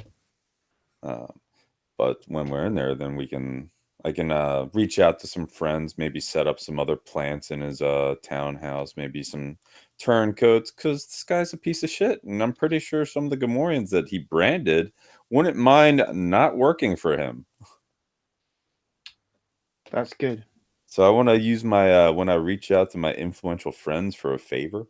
Ooh, nice. So, we have powerful friends. Sorry for yeah, getting the mic declare what I'm after. Yeah, I'm after setting up a bunch of plants inside hit the townhouse. Okay, cool. Roll of focus. Let's see how this goes. Fingers crossed. All right, there's an 8 total. So now it'll either be something close or it'll come with serious strings attached. unless people want to help me, right? I'll help. I would need like 2. You need 2 people helping. Yeah. So I'm definitely willing to spend a bond because we're sending here planning and plotting. So that's definitely Shem's wheelhouse. So yeah, make a plan, prepare to infiltrate. I'm going to suggest, Click, you've got to have an opinion on this. You want to spend a bond? Yeah, I could spend a bond. Yeah. Yeah, you've been on the streets for a while, so nice. Cool. That 10 will get you. They grant it to you, no strings attached. Also, you did at least on Atima's side of it, you shared an intimate moment with Atima, so you have one hold on her and can call upon her for your only hope, even if they're not in the scene. So you can mark that down. Where do I mark that down? Just put it. I think there's a notes area, maybe I didn't do that. Gear custom stom barter notes. There you go. Okay. Stick that in there. Okay. So I'm just going to introduce. I'm going to go to. Oh, I've lost the NPC sheet. Sorry, the Tebby. You say Tebby. I'd like to introduce you to my my friend Janella. Oh. Janella's the one who's buying the shop, and I'll look at Janella and say, "At least I haven't made you hire anyone." What? She immediately grabs the bobblehead. Can you sign this? It will be worth 3 times more. All right. Thanks, Janella. You're a star. I guess I have to lend 3 you the data credit, crystals though. filled with your music. You're amazing. Thank you. Thank you. She won't need much, just enough to get off the planet and start somewhere new. Well, I mean, if all goes according to plan, you might not need to leave the planet. Let's keep our options open. I think Obi leans forward and says, "This planet is no place for one such as her." Well, yes, but with everything, if everything goes according to plan, I get a new townhouse. I suggest that Teppy go stay with Rook at the ship. I think it's the best defended place. Oh, I don't disagree about her not being here or going with you to meet. I'm town. supposed to meet with. Yeah, yeah. I guess if you are selling, then all right. Then we need you. Sorry, I would like to go to your ship, but well, You will. We'll get you there. You'll go later. Rook will love you.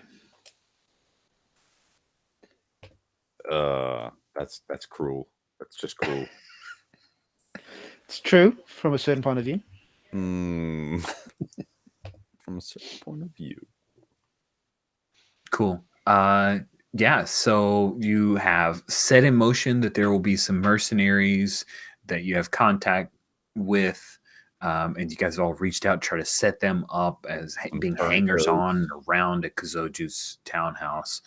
And then you guys, who is going with Tebby to meet with Kazoju at Second Twilight, and then who wants to just kind of be around, like, give me a layout. I don't know who your leader is. I feel like is it Sleek, myself, and Alima would probably already be at the townhouse. Oh, okay. Because we've already made the deal with Kazik. I'd be open to the idea of infiltrating the Yeah, you should do that. You don't need to be with me. You're an operative. I don't know. I can just like walk around and like try to find. I'm gonna try to find stuff. Why don't you pull a Lando and get in there ahead of us? So I feel Man. We have a transition. There's a moment where he's got like the thing and he just pulls it down just in case you're wondering. It's Billy D. Williams. I feel like I'm taking charge and issuing orders. I think you are. All it's right. a perfect opportunity to take that advance. I'm a crime lord now, guys. Oh my gosh, I love this. Like, that's how I don't return, because I'm the new crime lord on Tatooine. Tatooine Manhunt, aka Janela the Crime Lord. I love it. She's got the best story. She's like, first I was a bounty hunter, then I became a rock star, and now I'm a crime lord. Woo! But I'm a good crime lord. That's true. There's lots of good crime lords. Fiction says so.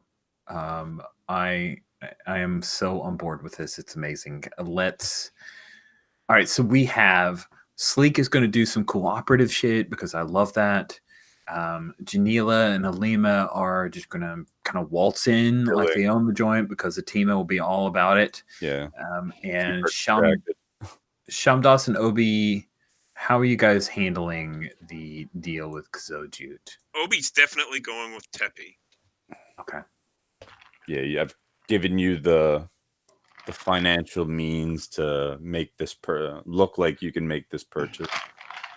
So I'm going to go in with them, but I'd like to potentially either on the way in or prep before think about putting Jedi Spy. I'm trying to see if I can find a clear escape route out of the palace that we can identify if things go south. That sounds really sharp. That's a good idea. Cool. Cool. Let's focus on Sleek here.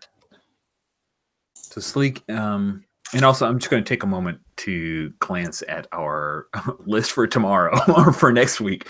So Dave, Steven, and then we'll have 2 brand new players.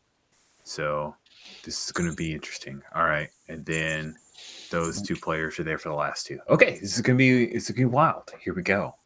I'm going to go for broke because it's fun. Seems like the Tatooine Manhunt has now become the Gazoju Troubles, and I love it. I am so here for this. And also, just so you guys know, Gazoju is an NPC who was in the Hutt Cartel game and got his ass handed to him and ran away and then ends up on Tatooine because he'd heard there was some good opportunities there. So he's kind of my Darth Maul. Here we go. Let's start off with Sleek. I want to see you do some operative stuff, man. So what are we doing here? You're an infiltration specialist, right? I am. Talk to me a bit about this. How is Sleek going to infiltrate the townhouse? Because It's you're kind of like you've been seen before. Yeah. Probably. I would probably try to bribe my way into a back entrance. I mean, give some food to a slave type of thing. I mean, those poor Gamorreans aren't fed, I assume, or aren't fed well. So Never enough, always hungry. So food is a good way, I assume, would be to just get me into the door. All I need is 1 Gamorrean guard or 1 Gamorrean to let me into a back door, and then I'll just sneak around. I'm a fan. Let's see you roll with focus here. With focus. Okay.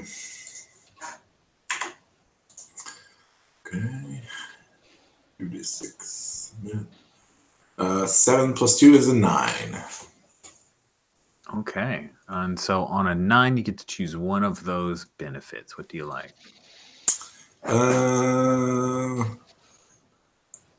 I think I'd like to leave no trace of my entry. Or no. Okay. Yeah, let's start with that. Let's sort of move our way through that, I guess.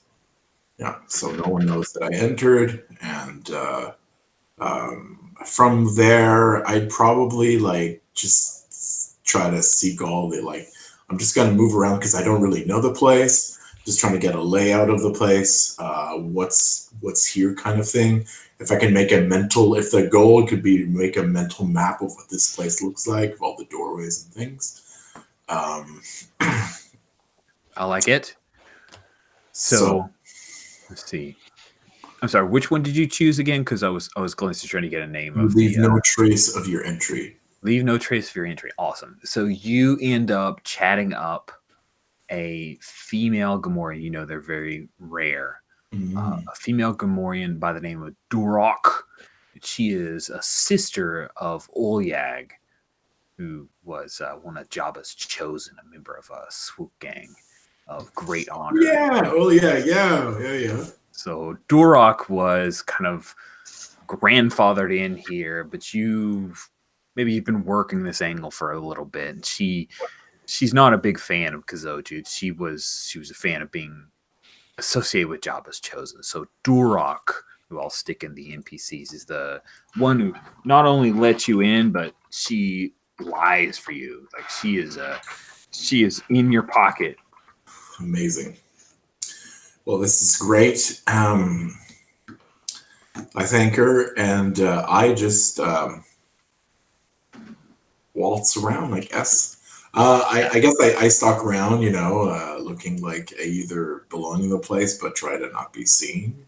It's kind of weird. I never played an operative before. I'm the opposite. I'm loud and obnoxious in the space. I love it. It's good. You are doing great. You're very operatic. operatic. So yeah, I use the shadows. I like walk corridors. When I hear people coming, I'm like duck into a corner, wait until they pass. Take my time. There's no rushing. I don't exactly know what I'm looking for here. The scene will kind of inform me of what's going on.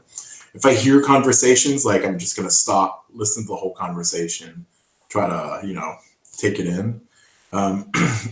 Every now and then, I try to look at. So I'm looking for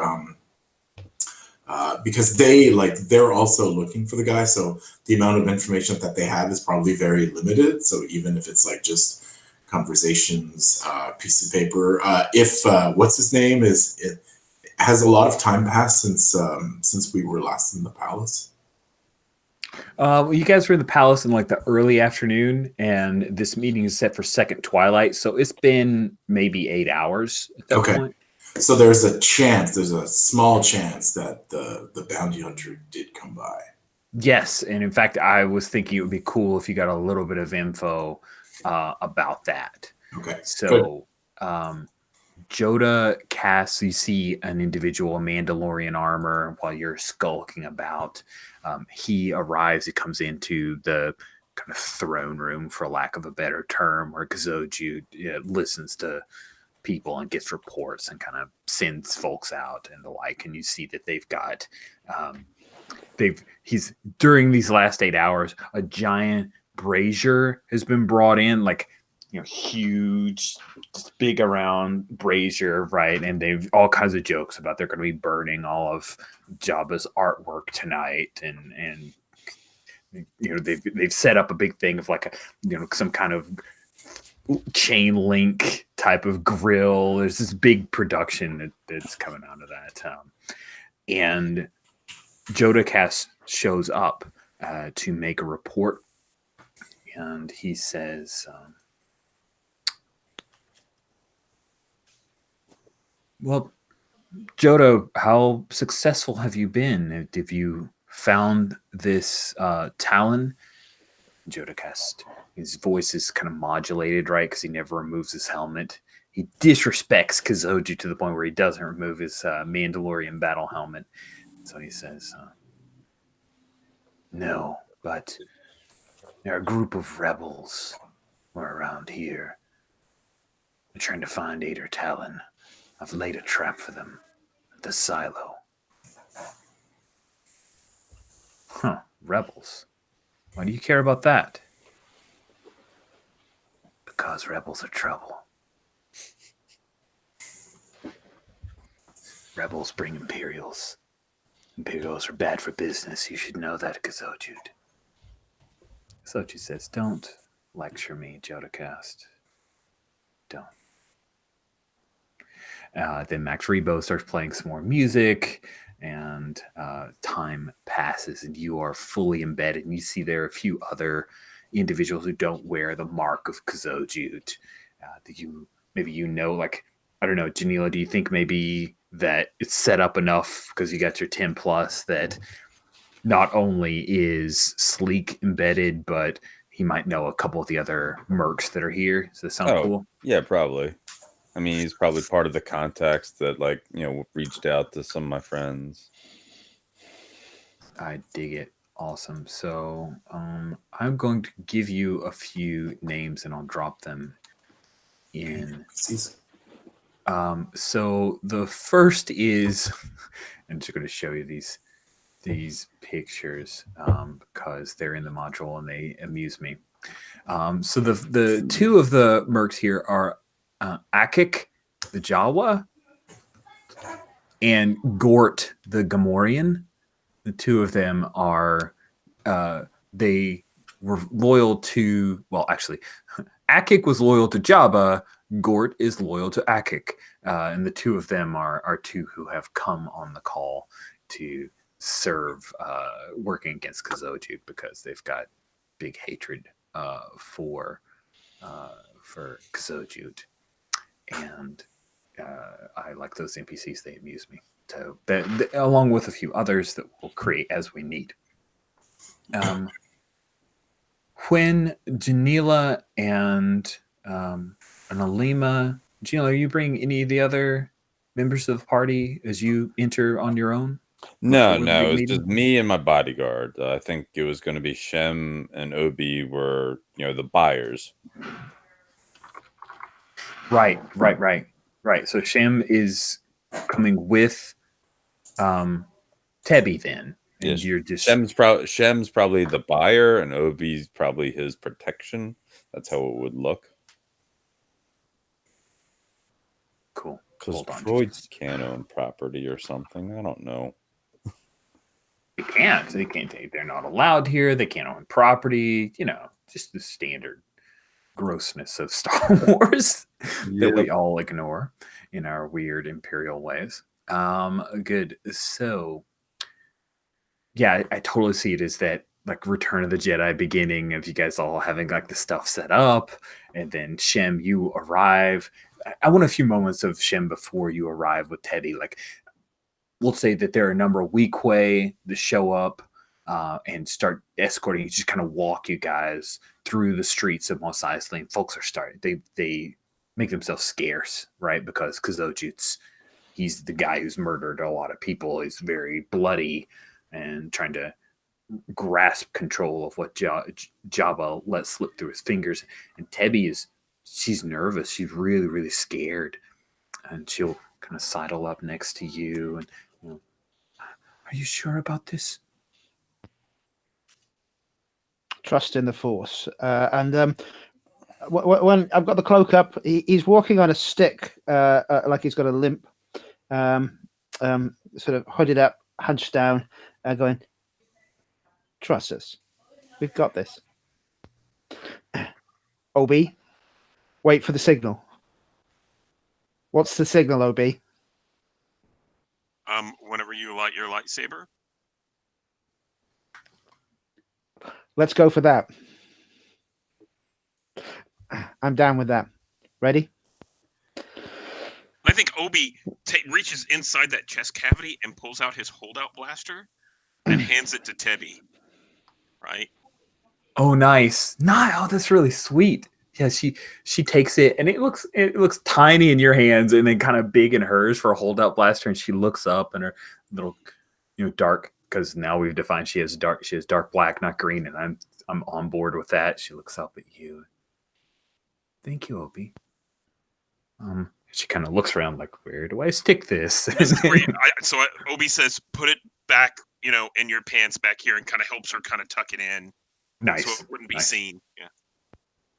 Cool. And then you guys continue on for a little bit, and I think BX will he will move up and say, that was very considerate. Thank you. We're all learning how to handle things here. I just hope that she doesn't pull it out and get killed. And I think you see this kind of impassive but shocked face on Obi's face. Don't worry, I'll shove her to the ground. Sam keeps muttering about how they're going to we're going to do good things with this shop. We're going to sell hot relics. We're going to do murder mystery tours. We're going to figure out who killed Jabba the Hutt. There's credits to be made. It's all over the place. You've got to think big. And he'll sort of push the whip. I think you said other way. We're going to make much money. You will come and buy. And I think that Teddy actually brought some of the Jabba the Hutt things with her that were clearance to burn. Yeah. Oh, great. Cool. So, yeah, Tebby has like a basket, right? She'd be smart enough to have a basket. So she's got this basket, and there's even like this little Salacious Crumb doll, and there's this whole play set for Jabba the Hutt for some reason that she was selling. Who even knows? We think the credits will be better if you keep them in original box. Oh, this is just the display. I've got the other stuff, original, new in box. Anyway, so you guys come in, and Gazojut's there, and you have the fire has begun, right? And it's kind of dark because it's second twilight. So the last of the Tattooed 2 is on the horizon, right? It's the single sun that's left right now. And it's casting its last rays over the desert, and you see the lights are starting to come up in Mos Eisley. People are getting ready, and in the cantina, you can still hear that music faintly. But as you guys come in, And by you guys, I mean Shem and Tevi come in. We already have the rest of you are here. Obi, you come in behind them. They don't have the droid alarm. Aren't many droids here. There's an astromech that's walking around that has has a tray on its head. It's like an R4, the red ones. So he's going to go around. He's got hors d'oeuvres and stuff like that. And Kazoju looks down and says, Tebi, I hear that you want to sell your shop. Is this because Hef's dead? Because I'm going to look into that. Just, I don't have the heart for it. They only came here because of Hef. No one ever bought anything from me. I'm a terrible salesperson. And that's when Joda Cass kind of steps back from one of the shadows and steps forward. He's got his his E40 blaster, and then he also has, you can see around his wrist, he's got one of those little dart launcher type deals. This is the guy who murdered Hef, her adoptive father, but she doesn't. She didn't know he was there until right then, and she cowers. Shem, what do you do? So, Katia, the crime boss, is here. Shem takes a moment to straighten, to stand, and attune himself to the Force, specifically to that brazier full of hot coals. I'm going to be using telekinesis, but I'm going to try and do something different with the Force. And the coals will raise up and then smash out into everyone who's got weapons all around them, sending them sprawling with the burning coals as the team jumps into action. This is not the sign. I love it. This is the early sign. This is a different sign. Then I like my lightsaber. Nice. So when you call on the Force, quickly to aid you, suffer strain. I've already got Force stored. It's do something new or interesting. So I'm spending a point to try and do harm with the telekinesis. Okay. But I suppose trying to affect do something interesting. So I'm trying to weaponize the brazier. This sounds lovely. And do you have to roll? Well, no. This is pre-battle. Never mind. Oh, wow. How did I get two sets of dice there? But the blue, that's a 6. It's a straight roll, I think. 2 6. Yeah. You hold Force points. You can spend Force point to move something massive, move people harmlessly, propel yourself. Yeah, so it's supposed to do something interesting as I'm trying to affect I don't think you roll. People. Yeah, I know. Yeah, it does. You roll with instinct. So instinct, okay. With instinct. So that's a 6 plus the instinct. That's a 7. So I would do something interesting. Yeah, to do something interesting. That's a 7. So probably not, unless anyone wants to burn some bonds to help me up to a full. Help me. 3. That's 3. I've got one with. I'll just do with you. You guys know what's on the table. I think what I'm going to do is I'm going to have it cost you. Yeah. Okay. And I can easily spend a bond. As can I. Yeah. Yeah. But can you get each person can only spend 1 bond? Yeah. That's the way I read it. Yeah. I may be wrong, but that's how I like it. Because I read. I'm not sure. Slick. You were saying something, sorry? I was just gonna say I'm not sure if Slick could do a bond, without himself. Yeah. That's the only concern. And is it life or death for me to reveal myself? Is this what's going on? Not yet. Then I will not spend a bond. So it's going to cost us then. So don't spend your bonds, and it'll cost me. All right then. Sweet. Yeah, because I have 2. I just don't know if I can spend them. Yeah, no, it's good. The way I phrased it last session was it's a 1-for-1, but multiple people can spend. If we find that there's a rule, we can talk about it after session, and we can tweak it for the preview for the next two. But good. So you guys save your bonds. It's going to cost you. So the brazier explodes. There are coals and pieces of wood, driftwood, not driftwood, but like accelerants, all kinds of explodes out. A number of the Gamorreans are squealing and running because their clothes are catching on fire. It bounces off of Jodocast because armor and flaming things. That's why you wear armor. And he is going to shoot you with a dart. Okay. So you feel it right in your chest. And guess what? You don't take any harm right now. That's the good news. Lovely. Thank you. You're welcome. Don't worry. It'll be fine. It'll be fine. Good. So the place explodes into combat. We have effectively a small gang because, well, Kazoju has access to a medium gang. He doesn't allow the entire gang inside his area. But we have a small gang in here of thugs.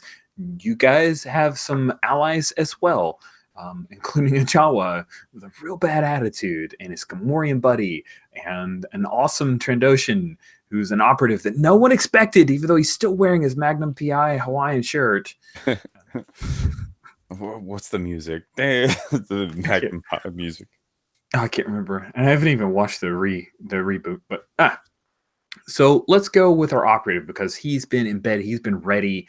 He's the one who's infiltrated. He's the one who's most prepared to act first. What do you do?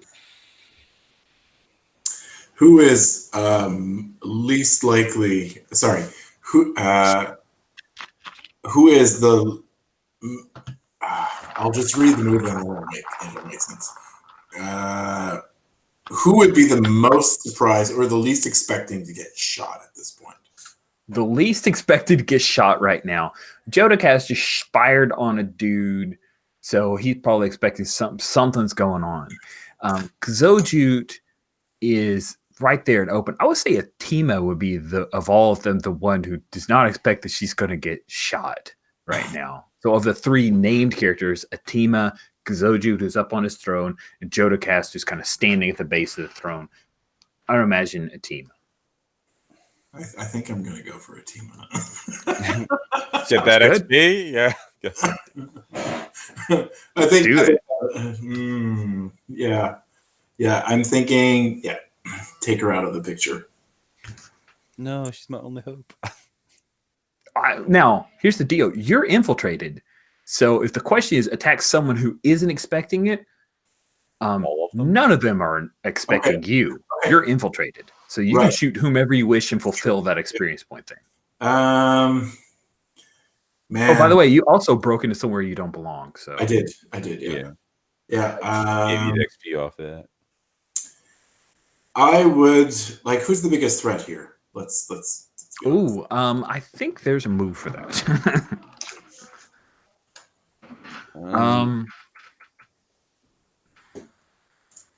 Sorry, I just wanted to double check because I don't want to walk away from mechanics if they're there. Yeah. I think it's really you trust your feelings to understand who's the biggest threat, right? So it's a way you can ask a question about someone in the scene.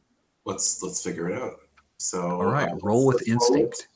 With instinct, I have zero instinct. It's not the worst thing in the world, but let's do it. That is fascinating. You made a Trandoshan with a -1 prowess. That's so cool. I know. Gutsy, my friend. My instincts do not play out, I think. I think I rolled a 2 and a 3. That's what I think I see too. What is your instinct? Yeah, your instinct is 0. So yeah, still a 5. It's a fail. Yeah, and I don't think my ongoing helps you with this. So sweet. So let me ponder that. So you to understand the situation. I'm looking over my moves real quick.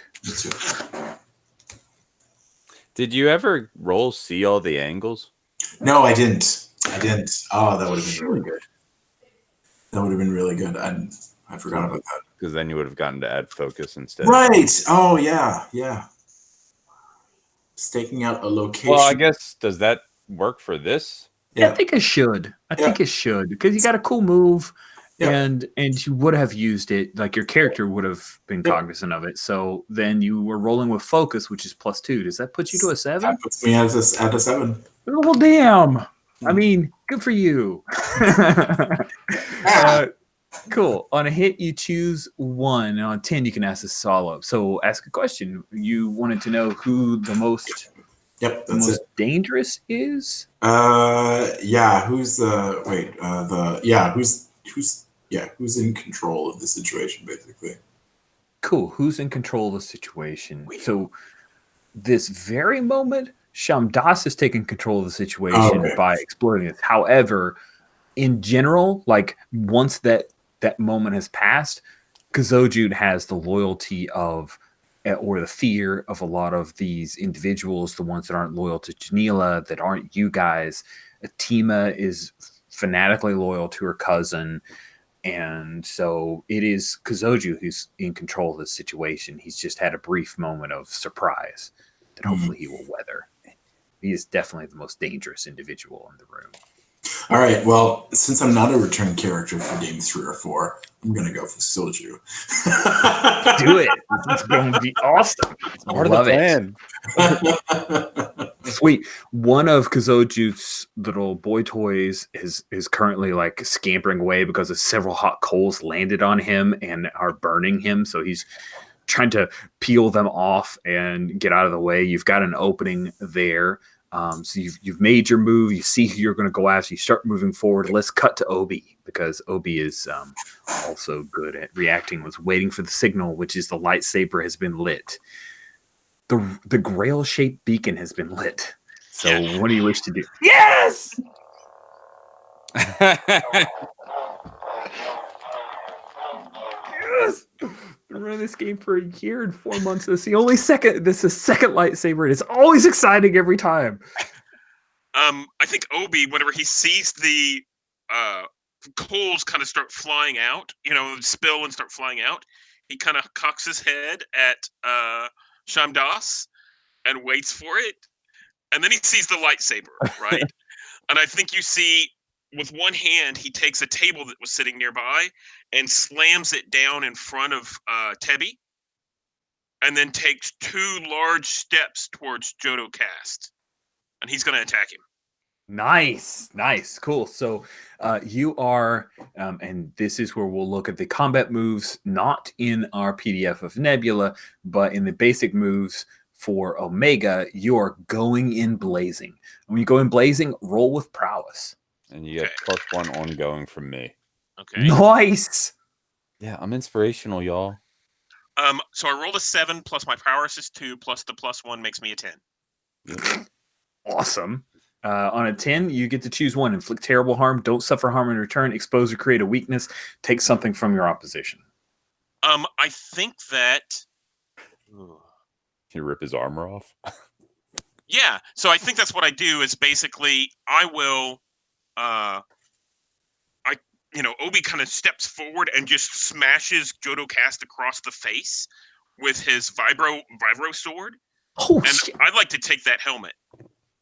That is wicked, man. So you guys trade harm. Your vibro sword, if I remember, does 3. Yeah. Cool. So he knows better than to shoot you with a dart because you're not an organic. So he basically pulls a little blaster pistol, kind of quick action, like a gun shooter from the Old West, and he'll shoot you in the gut for 2.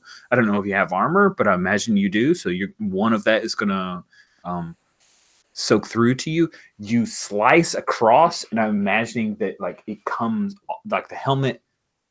Like I really want Boba Fett's helmet, like a Mandalorian, to be intact. So even though maybe it should be cut in half, like most of it is intact, but it have a kick-ass looking like scuff across it, and you actually cut open part of this guy's mouth. He's a Mandalorian, which means he appears human. He's older. He keeps his head like shaved real close. I'm kind of imagining. You guys ever seen the HBO TV show Rome? So I can't remember the character, but the bigger guy who also was the Punisher in one of the Punisher movies. and has been in a bunch of small time stuff. So Dolph this Lundgren. no, it's the guy who was in Ray Punisher. Stevenson? Yes, that's him. It's not Tom Jane. I know that much. So. No, it's not. No, it's not. But anyway, big guy who's like 6'4". You cut that off and you slice across his mouth, and it hurts. Like you did a lot of damage. He is probably going to be looking to get the hell out of Dodge. Is his plan at that moment. So let's circle around to Janila. Sure. Chaos is happening. Oh yeah. All of my plants are doing their thing. As I think I was like with Atima, and then like I've just turned her. I'm like looking right in her eyes and try to like overwhelm her with my empathic senses. Like you've got to get out of here, and try to get her to abandon. Oh, that's harsh. I think it's coax, right? You're trying to get her to do a thing. So go ahead and roll with guile. Yeah. It's I'm not good at combat anymore, apparently. So I know. How did you get by before? I don't understand. It was a different system. That's why. So there's a 12. Holy shnikey. They play right into my hands. Oh God, that really breaks her heart. Poor Atima. So you tell her to get out of here. She goes, "Come with me." No, I've got to stay to protect my interests. But basically, it's like this way we can ensure that we can work together. Wow. So she draws out that heavy blaster pistol. It is, by the way, what's called a shatter gun. Okay. Shatter gun is a Verpine thing, and it's like a disruptor, except that you can aim at certain body parts and it will just shatter them, but not necessarily kill the person. It's a horrific thing that is used to terrify people, and also kill them if need be. So she will like step in front of you and try to protect you, but she's not aiming at her cousin. Like she's not going to. Is she getting out of here? That was what I'm going for. Yeah, that's what you're going for. Yeah, I think she bails. Yeah. She's gonna trust in you and sees which way the wind is going here. She does not meet her cousin's eyes. He has been betrayed by a person who's traveled across the stars with him. Oh my goodness! Oh, such tragedy. You were so convincing, though. Cool. So we swing back to our Jedi. Wait. Oh, sorry. Do I need to make a suffer wounds? Thank you. I'm sorry. I've gotten out of the habit. You must make a suffer wounds. Thank you for asking that question. Please. So I had one wound. Oh, and I rolled snake eyes. What does that mean?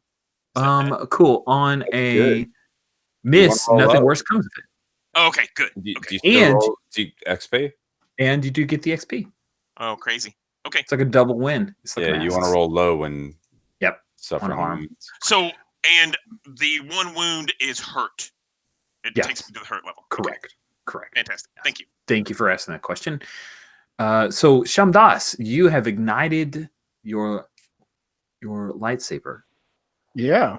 You see that Obi has his vibro sword, and he has struck Jodacast and taken Jodacast's helmet off with a severe blow. Xojut is he has got a blaster pistol that he's drawn out of his little throne. Like he had a little holster kind of hidden away. What are you doing? So I'm going to try and pull something interesting with Remember Your Training, because we know this is Cast's game with the poison darts. We've got 2 samples of those so far. So I think I'm going to pull it out and hope that this antidote that we've pre-prepared is in. I'm just going to look at him, smile, and stamp myself with the antidote and hope that it works. Ooh, well, you remembering your training, go ahead and roll with prowess to see how well it works. Right, let's find my 2 dice. Oh, you're not very prowess. No, it's not my strength. Not your strength. Okay. Hold a minute. Oh, dice. Oh, what happened there? That's a 2. I don't know what's happening. I'm trying to select the right dice, so it's going a bit mad. Right, those two. Let's re-roll them. So, Oh yeah, that's good. What? The third time you I got am a the boxcar. boxcars king. So I'm just going to take. If that's the case, I'm going to hit myself with the antidote and smile and say, "One trick pony." Or Oh man, one trick Bantham. That's great. Oh, that is such a perfect time for boxcars. Oh my goodness. Okay. Yes, you pull that off, and you are perfectly fine, which is really good because it was going to hurt a whole lot real fast. But yeah, you antidote the heck out of yourself. Let's circle back around to see what Sleek is doing. So Sleek, you see Atima is taken off. Xojut has, I'm going to say that he has a vibro sword in one hand and a blaster pistol in the other. And Jodocast is going kind of toe-to-toe with Obi. Alima and your Jawa buddies are shooting, basically they're going against the gang, and the gang is about to make their move. I'm imagining that there are going to be a few who jump up and try to protect Xoju so he can get the hell out of Dodge. You wanted to know an escape route, so you know where he would go, right? In your infiltration, that was one of the things you wanted to know. So you know how he's going to be getting out of here, and there's basically a drop chute out of here down to the basement area, right behind the throne. So that's where he's moving towards. What do you do? So I'm gonna go until I'm gonna go to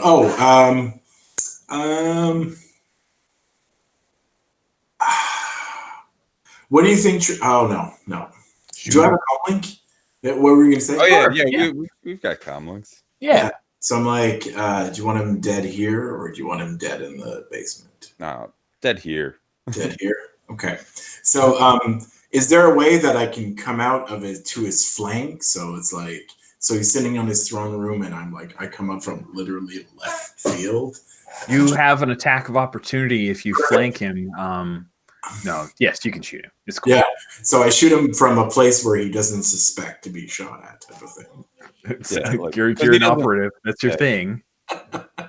And but it's not subtle because it's a heavy blaster. Sneak. Sawed-off shotgun. Sawed-off shotgun style. Okay. All right. So it's just like a prowess, I imagine. It's a prowess roll. Oh, if you go in blazing, you do roll with prowess. But you have one ongoing, so. Yep.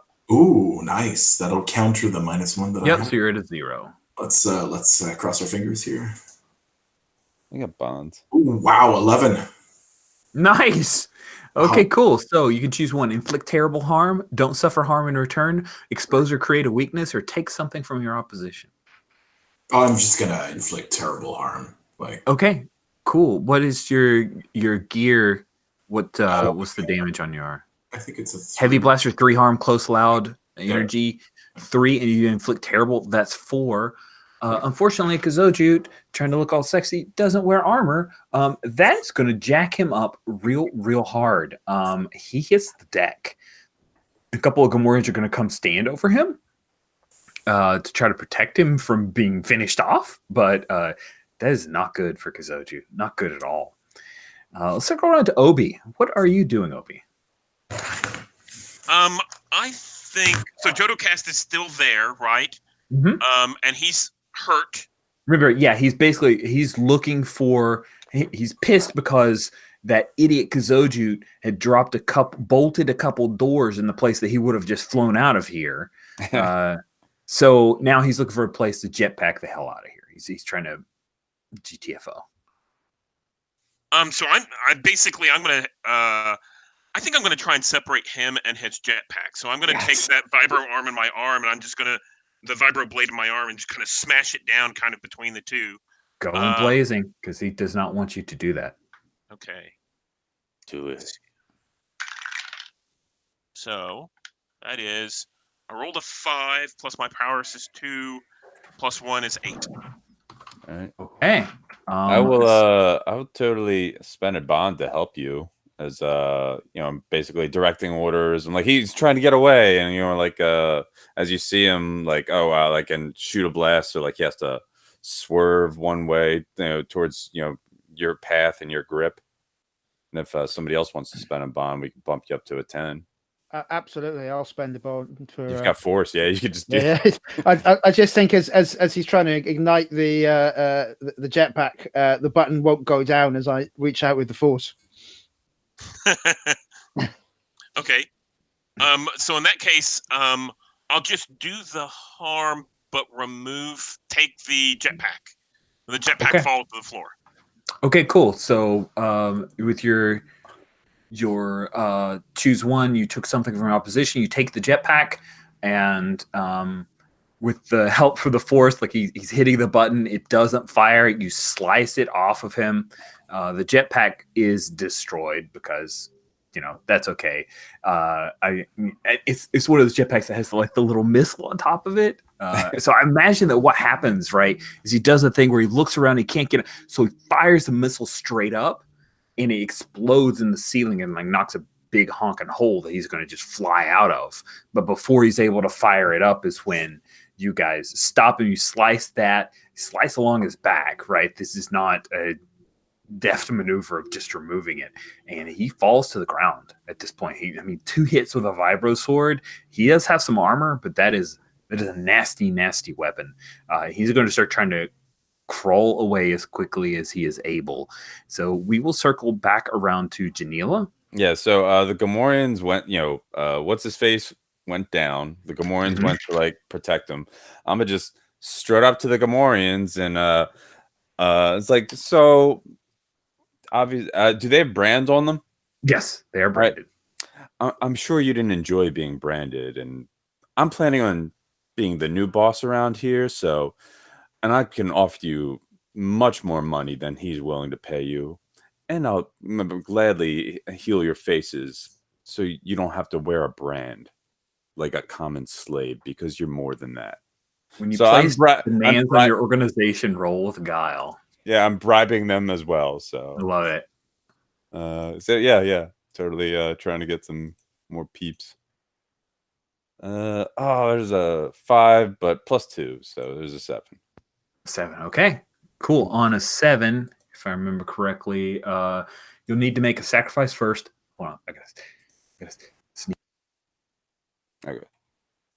Sorry about that. On a 7, you'll need to make a sacrifice first, victimize a member, drop cred from your personal account, attract unwanted heat, or your reputation suffers. So, all right. What was I rolling on? I was actually giving you the crime lord. I thought it would be cool. Yeah, I didn't even look at that. That makes sense. Yeah, I'll drop cred right now. Okay, sweet. They step back and like and if you want to prove loyalty, just chop his head off. They've got the axes probably. Oh yeah, of course they do. They got vibro axes. Sweet. So you say that, and one of them just like meh. And just because we're gonna say is Duroc, the one that had been infiltrated and helped out Sleek there. So Duroc, she takes his head, and the head rolls forward right in front of Jodocast as he's trying to climb away. And who is chasing after Jodocast? Who, as we're coming into our last few moments of the game, I'm sorry we ran a bit over, but who takes out Jodocast? I don't really want to take him out. I want to grab him for interrogations, which I'm happy to pick up at the start of next scenes. That sounds good. I think if he's injured, I'll just stand over with him a lightsaber. I think I might grab one of those darts from his wrist and poke him in the neck with it and go, I've got some questions for you. Cool. So because we have a couple of folks that are on wait list, but who knows? But I do want to give you guys a little bit of an epilogue. So if we could, just a couple minutes, what do we see for our epilogue for Sleek, the operative? So it's a scene with Janila and him, and I'm like, I'm still in town if you need me, but I'm got always up for spending time with you, Sleek. So we share a wonderful moment and caress and stuff, and I leave in my dirt-covered race car. No, you got a brown land speeder that looks somewhat familiar. Just so you guys know, in Tatooine Manhunt in the module, if you go to the speeder shop, it's still for sale. That's funny. Like it literally says, "This is Luke's speeder. It's 4,000 credits." Oh. It tickles me to no end, and I would buy the shit out of it in every game I play with every PC I play. But I'm a dork. Okay, so we will bring today's session to a close. What is the last moments we see for Janela? So I think like the final shot after the battle is just her sitting down on the throne, crossing her legs. But like an epilogue, there's got to be a scene with her and Atima and see how that plays out. Like, so I'm sorry, hun, but I wasn't able to protect your cousin, but I think with my resources, we could take better control of this place.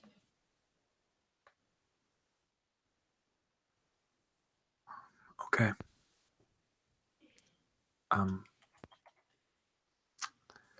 Kazojit isn't here anymore, and you are. One more recruit for your gang. Yeah, I mean that's gonna be the awkward one, but Yeah.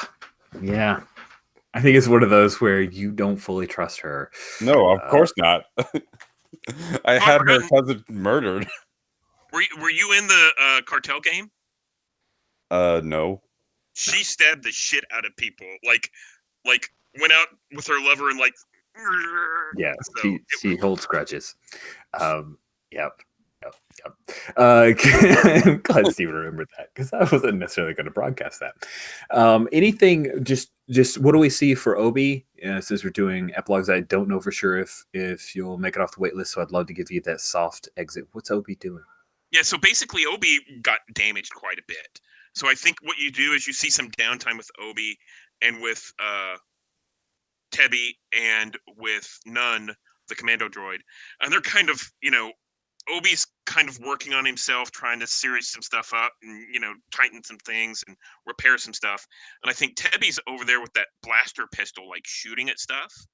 And, Obi will every once in a while say, reach around and say, aim here. And, this is a better stance and everything. And then while he's working on himself, he'll also work on Nun, the commando droid. And I took an advance, which is squad commander. So they're now part of my squad. I love it. You got this young little Leppy and your protocol droid, and that's your squad. That is such a messed up squad. I love it. That's right. Yeah. Cool. All right. Well, folks, thank you so much for being cool about running a little bit over. Time management was not on my side today. I apologize for that. So just because we've gone so far over, we'll go ahead and bring the game to a close here. If you guys have any roses and thorns, feel free to share that with me via chat at any point. I adore your feedback. Your critiques are valuable to me. Thank you guys so much for playing. All roses, no thorns. Oh.